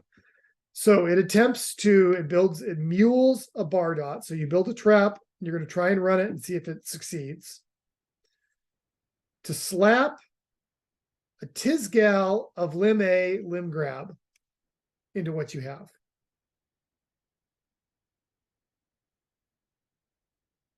Like up here, it attempts to do a grow, pull the grow inside of this. So it does a grow, does a grab, then it attempts to do a jump via something a couple different ways. And then if all that fails, then you end up with this error, no cast from and zap zap.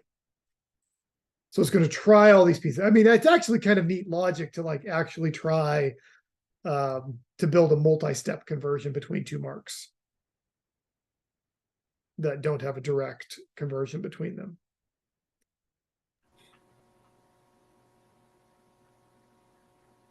You unmuted. Is that a question?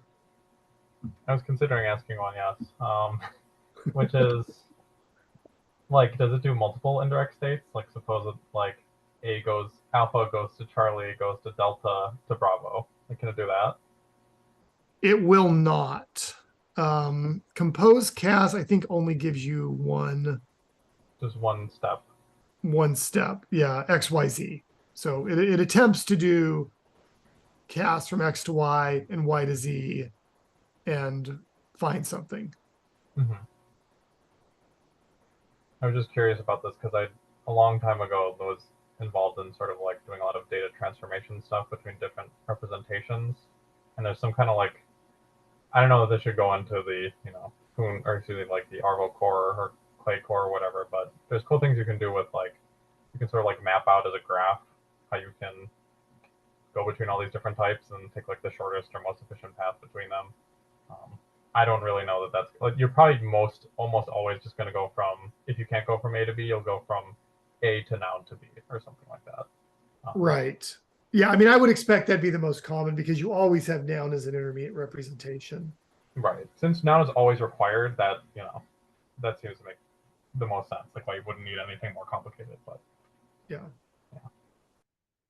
I mean, I think marks are actually kind of a neat system. They come up controversial sometimes, but it's when you get into this kind of automatic conversion stuff, I think it's actually a pretty cool process. In the interest of being at 2 hours, I'm going to skip lightly over the rest of marks and just point out there's 4 kinds of mark converters. There's static mark conversion gates. These go directly from one type to another. That's built with CF. There are static mark cores, which also supply the grad arm. So you're able to apply diffs if you need to. That's a nave. So you have a mark conversion gate, you have a mark core, a nave. We have a dynamic mark conversion gate, which is a tube, which works on a vase instead. Build tube is what we used here. And we have a dynamic mark core, which is a door operating in vase mode on files. That's a dais. And I think tubes and daises are really just used internal to Clay. And normally in user space, if you're doing something, you just build a mark conversion gate and do it that way, kind of the simplest possible conversion. And there's several build cares. B, C, D, no, B, C, E, and F are used to build those different kinds of marks. All right, after all that, we are finally ready to look at Clay as a vein, which is, here's our actual vein state. So we have a set of domestic desks. We have a set of foreign desks that we know about. We have our actual object store, our ring. That's our lookup of values. We know about our forward cache. We know about our mount points. We know about a Unix duct. That's the sync duct. That's to synchronize with Unix whenever we need to send something to or from. We know about app subscriptions. We know about permissions. We know about pending updates. Yeah, there's a number of engine cores that are supplied as well. DE for desks. We sort of like incidentally ran into these, but I didn't explicitly raise them because we just run into them, right? Like we're just using this.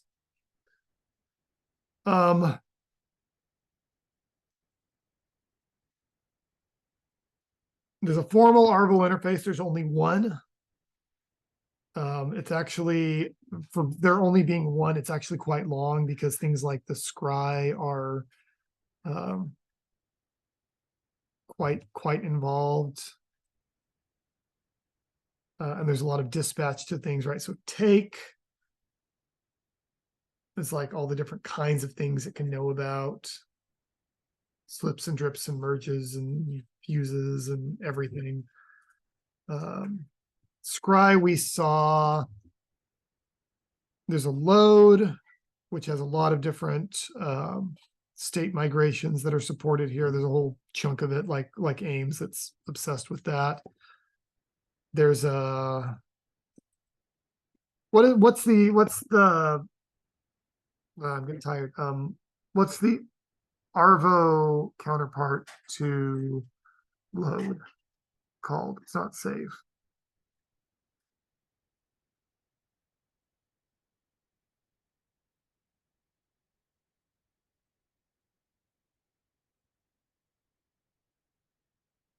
Stay.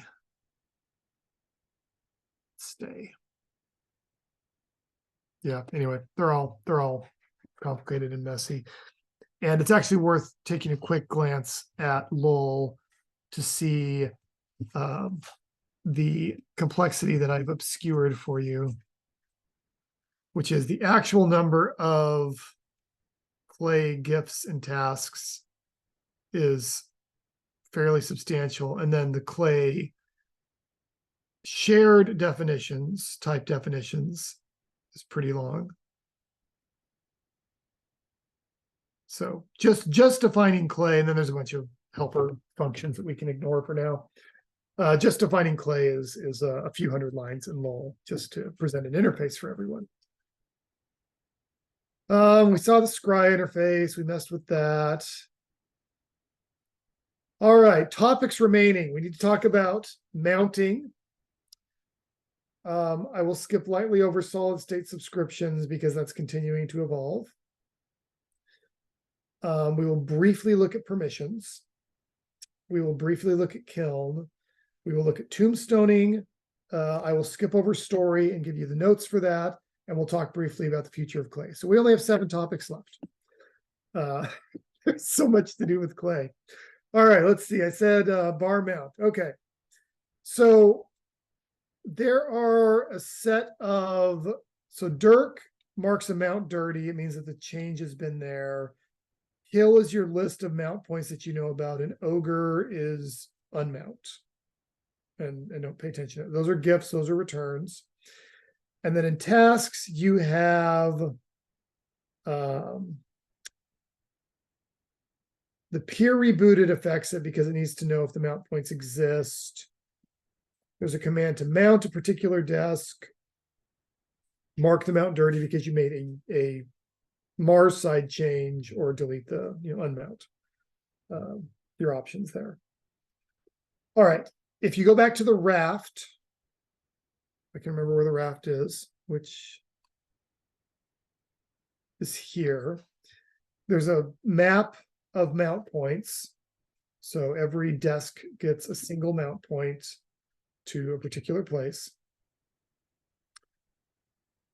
And this is, the mounting actually takes place in mount arm of all places. And in particular, we're interested in the ergo call. Where's the ergo?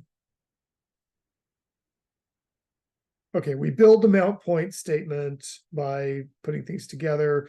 We get the list of files that we need, put them together in this mem, which is basically the MIME changes that we're producing. And then we're going to call this ergo, which produces an ergo task, which is what brokers file synchronization to Unix.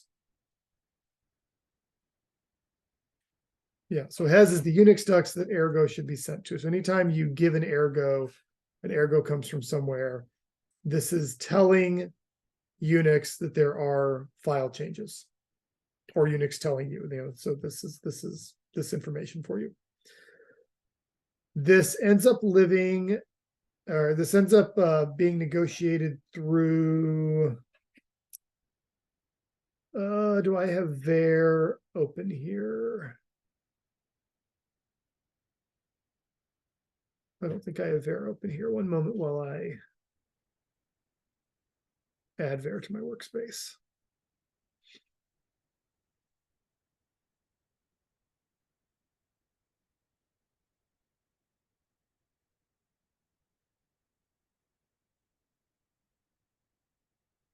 Nothing changed. Did I already have it, or did I mess up? Oh no, sorry. I added Urbit to my workspace.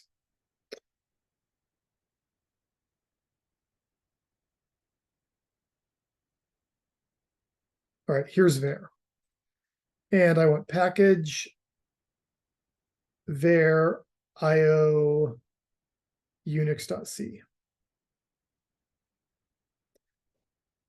All right, this is labeled at the top that it is crufty and overdue for a rewrite. Okay, so what Unix.c is responsible for is tracking your known files and directories and pushing them here. As with other things, there is a UV callback that gets registered, and that's how you know to. It's registered in a different folder than here, but is that where it's registered? No. Well, that's the RMCB. But there's there's a lot of logic here to synchronize or do whatever you need to do. There's a lot of, the thing is, there's a lot of labels. I'm going to point out that Clay itself, as I said at the beginning, the comments in Clay don't really reflect the current state of Clay. And all of the Unix.c stuff is heavily annotated with, please rewrite me correctly. So Clay is good enough that it hasn't really received a lot of attention.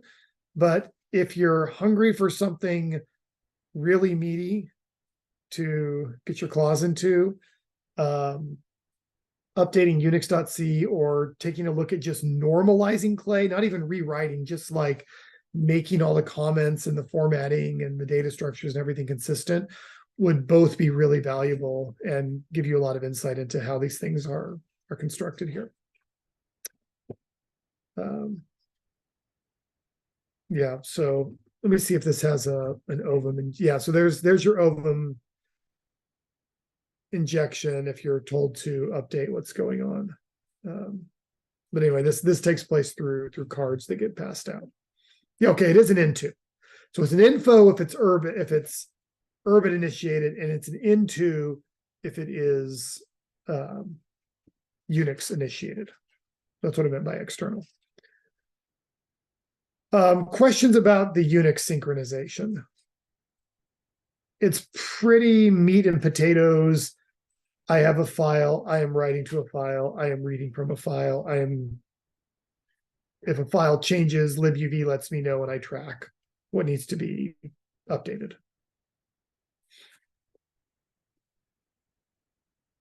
I will give you notes on solid state subscriptions, but not a lot to say about it. Just that it has overlap with Clay and with Gall, so it's also something we could talk about when we get back to Gall and agents in a couple of weeks. Permissions are only really used. Let me find lol again. Permissions are only really used when you mark things public right now. They are fully set up. So like cred is a permission group. They exist and they work, but like I say, public is about the only thing that actually uses them. We want to see a write, which is probably in lol. Yeah, so a write is the permissions. You can have read permissions, you can have write permissions, and you can have read-write permissions. This is pretty much done by ship at this point, so it's very, very coarse-grained. Looking at how bar public works is one good way to see effectively what's going on with those. So that is a hood generator. So if we run to bar public, we get a kiln permission. So that is going to be in libkiln. We jump over to libkiln. Libhood kiln. We look for kiln permission. We'll dispatch to poke permission, which is why poke permission is already. So kiln permission comes in, gets called to poke permission. Poke permission passes along the wire kiln permission to Clay permission that sets everything to read. Sets it to public. If you're marking it public, which is what you're doing if you're doing bar public, then it's going to set to read with a blacklist set to empty.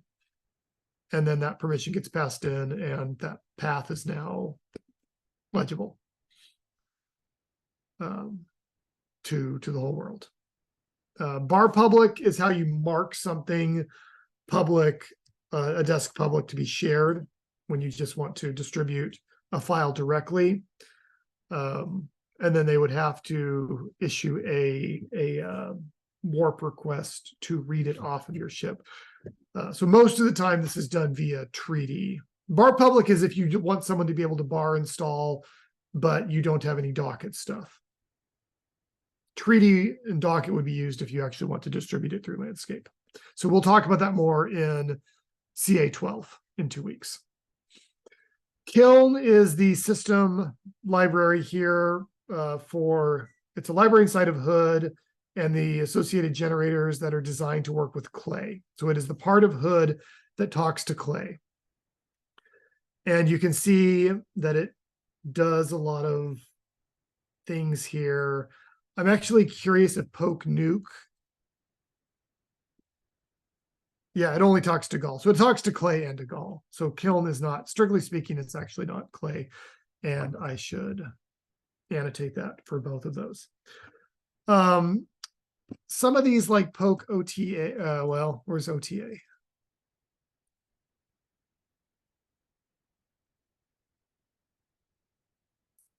I actually have to check OTA. Let's look at Gen Hood OTA. Okay, it does a Kiln install. And it notes that we're going from base to kids. So it builds that in automatically. And then when we jump back over to the library, we see Kiln install is going to go to poke install.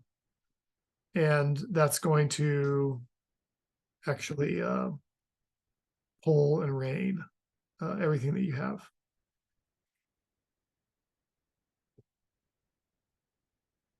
I think this rock stuff might be solid state subscription pieces as it's updating there. And that's probably why I had solid state subscriptions in my notes when I came up with it. Zest has to do with whether or not a desk is considered executable. So you need to, if it's dead, then you need to wake it up since you just bar installed. So that's what we're doing here with emitting this czest piece. And then, of course, you have to wait for things to install.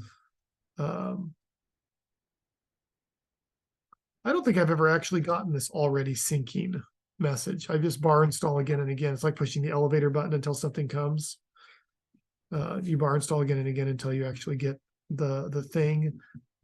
So I guess this rock that represents these changes, that scry would actually have to wait on everything to sync to the current date time, and then you can build and proceed. That's an interesting data structure right there. Hadn't noticed that one before. We're calling it a bet on an abet. Curious. And then if it's base, you want to pull from. No, this is you updating your kids.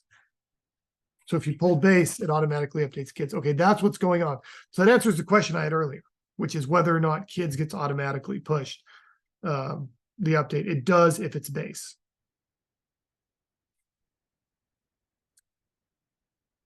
All right, bar mount, bar revive, bar OTA, bar revive and bar OTA are worth your attention as well. Tombstoning is deletion of old data. There's a number of things that are set with tombstoning. Probably the only thing to really point out right now is the actual data structure clue, which is described as the murder weapon because we're tombstoning something. But this is what gives you the options, right? Like you're going to set up what actually happens to your rules and what are you taking care of when you tombstone something. So tombstone value means you're no longer going to successfully return it from a scry. You're going to give a sig, meaning that you can never know the value in the future. It's gone. From what I can tell, we just treat tombstoning inconsistently across the system. So Finet remote scry has a notion of tombstoning that can be reversed. Clay has a notion of tombstoning that is not reversed.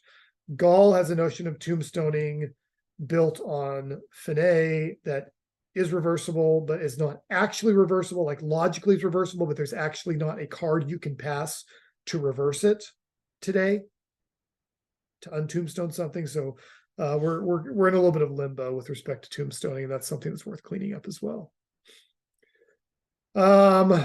Story I'll skip over, but it's a set of generators to produce Clay commit messages. It's actually kind of cool. So we'll take a look at that. All right, so to wrap up then, the future of Clay. All right, so there's kind of two ways you can go with clay. One is you can strip it back down towards source control and distribution, in which case you end up pushing a lot of its file and resource management capabilities into Gall. Or you can scale up clay to be the full noun management system.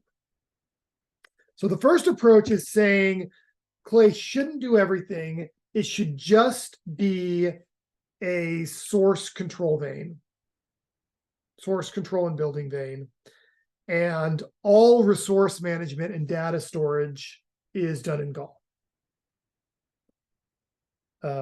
It's been discussed in core architecture meetings. I think it's kind of currently the preferred model, but it's not the only way we can go with this. The other way is to merge Gall and clay into a hypothetical vein called Hume, Hume, which would then manage agent and agent data in the same space as resources and resource building. So both of those have been mooted. Been a lot of debate over the years about what that could look like. My bet is that until the next two major changes to AIMS are the namespace directed networking and the related FINA unification back into the AIMS protocol. I think until that's done, we're not likely to see much attention given to clay Gall, just by virtue of where the resources are directed right now. Like clay's good enough for the things that we need. It can do with a cleanup. But I think philosophically we're gonna have to resolve which way we go with it. And I rather suspect that the minimalist route is what's going to be preferred just by the personalities that are currently leading what clay looks like. All right. We've stuck together this long. Any parting questions before we wrap? One super quick one, which is, what are kind of like the broad advantages, disadvantages of these two approaches of clay? Well, the broad disadvantage of unifying them is that you end up with a vein that's even more of a Shoggoth than clay already is, where it does a zillion things and is gigantic. But the advantage would be that I think that managing all resources in the namespace, like in a single vein, is kind of attractive, right? Like aesthetically, you could say that, yeah, it makes sense to put agent building and agent management in the same place. And since agents are contingent on resources, that's where you are. The advantages and disadvantages of stripping it down, going the minimalist route. The disadvantage is it's going to mean making Gall a fair bit more complicated than Gall is now. The complexity has to go somewhere.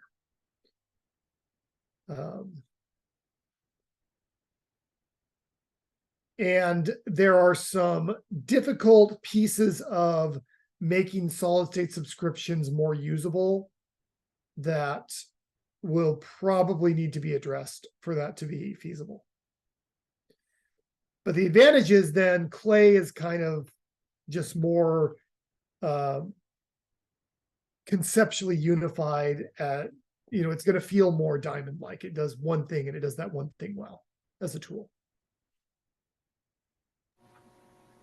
Yeah, it's interesting because the whole clay Ford thing, like that was a cause for unification. Yep. Kind of hard to tell whether Gall is in the same boat as that. You know what I mean? Is that like going to create cleaner code or? Well, do you know what one of the big changes with Ford simplification was? I do not. It used to build HTML. Ford did? So there was an era around 2015, 2016 when Urbit.org was served from Urbit. Crazy. Yeah, like it was just incredibly complicated. And the answer turned out to be, no, we just need to rip out a lot of this functionality and make Ford simpler and easy to understand. Mm-hmm. So as part of its unification, it became a lot simpler. Yeah. Whereas here, I don't know that like the complexity has to go somewhere in terms of agent management and version control and resource management and so forth. So I don't know that any of that can be like stripped out really. I mean, I Putting it think I think there are some places where we could reduce complexity. I think that the buck scry model is kind of a mess. the thing where you have an empty path that we're talking Yeah. about, the empty part of the path. Yeah. I think there are parts like that that could probably be cleaned up pretty well. I don't know. It's interesting to consider. I remember during it's interesting also to hear your thoughts on it, because I remember Ted, I think during his reassembly talk, saying that he felt that the clay going into Gaul was more likely. Or, excuse me. Them being merged together, like having like clay be the super vein being the more likely outcome. Mhm. I don't know if it's different in the couple months since he gave that talk, or if I misunderstood him when he said that. But it seems like you're more leaning toward it's probably gonna be some of the stuff will be moved. Well, I'm reading that into it feels like the trend in parts of the system that bear a lot of load is towards them becoming more solid state. And I think for clay to become more solid state means for clay to do one thing well and not 10 things. Right. I mean, at 7 p.m., I told you I had 7 things left to talk about, and we ran them, right? Like there's a lot of stuff here. Yeah, it's pretty big. I can't really it getting even bigger is kind of hard to imagine in any way that you could fit in your head all at once. So I mean, interesting you'd things have to be the person that wrote it, I think. Yeah. That'd have to be like your only thing. It's like I know clay only. Right. Like I'm the I clay am the guy. clay expert, but unfortunately, I must find an apprentice to pass my knowledge on to because I am the only one who holds this. Yeah, I know how that situation goes. So I think having it be more, yeah, maybe more stripped down is better. But we'll see. We'll see what ends up happening. All right, thank you, Neil, for going over that. All right, all. Let's call it for the evening then.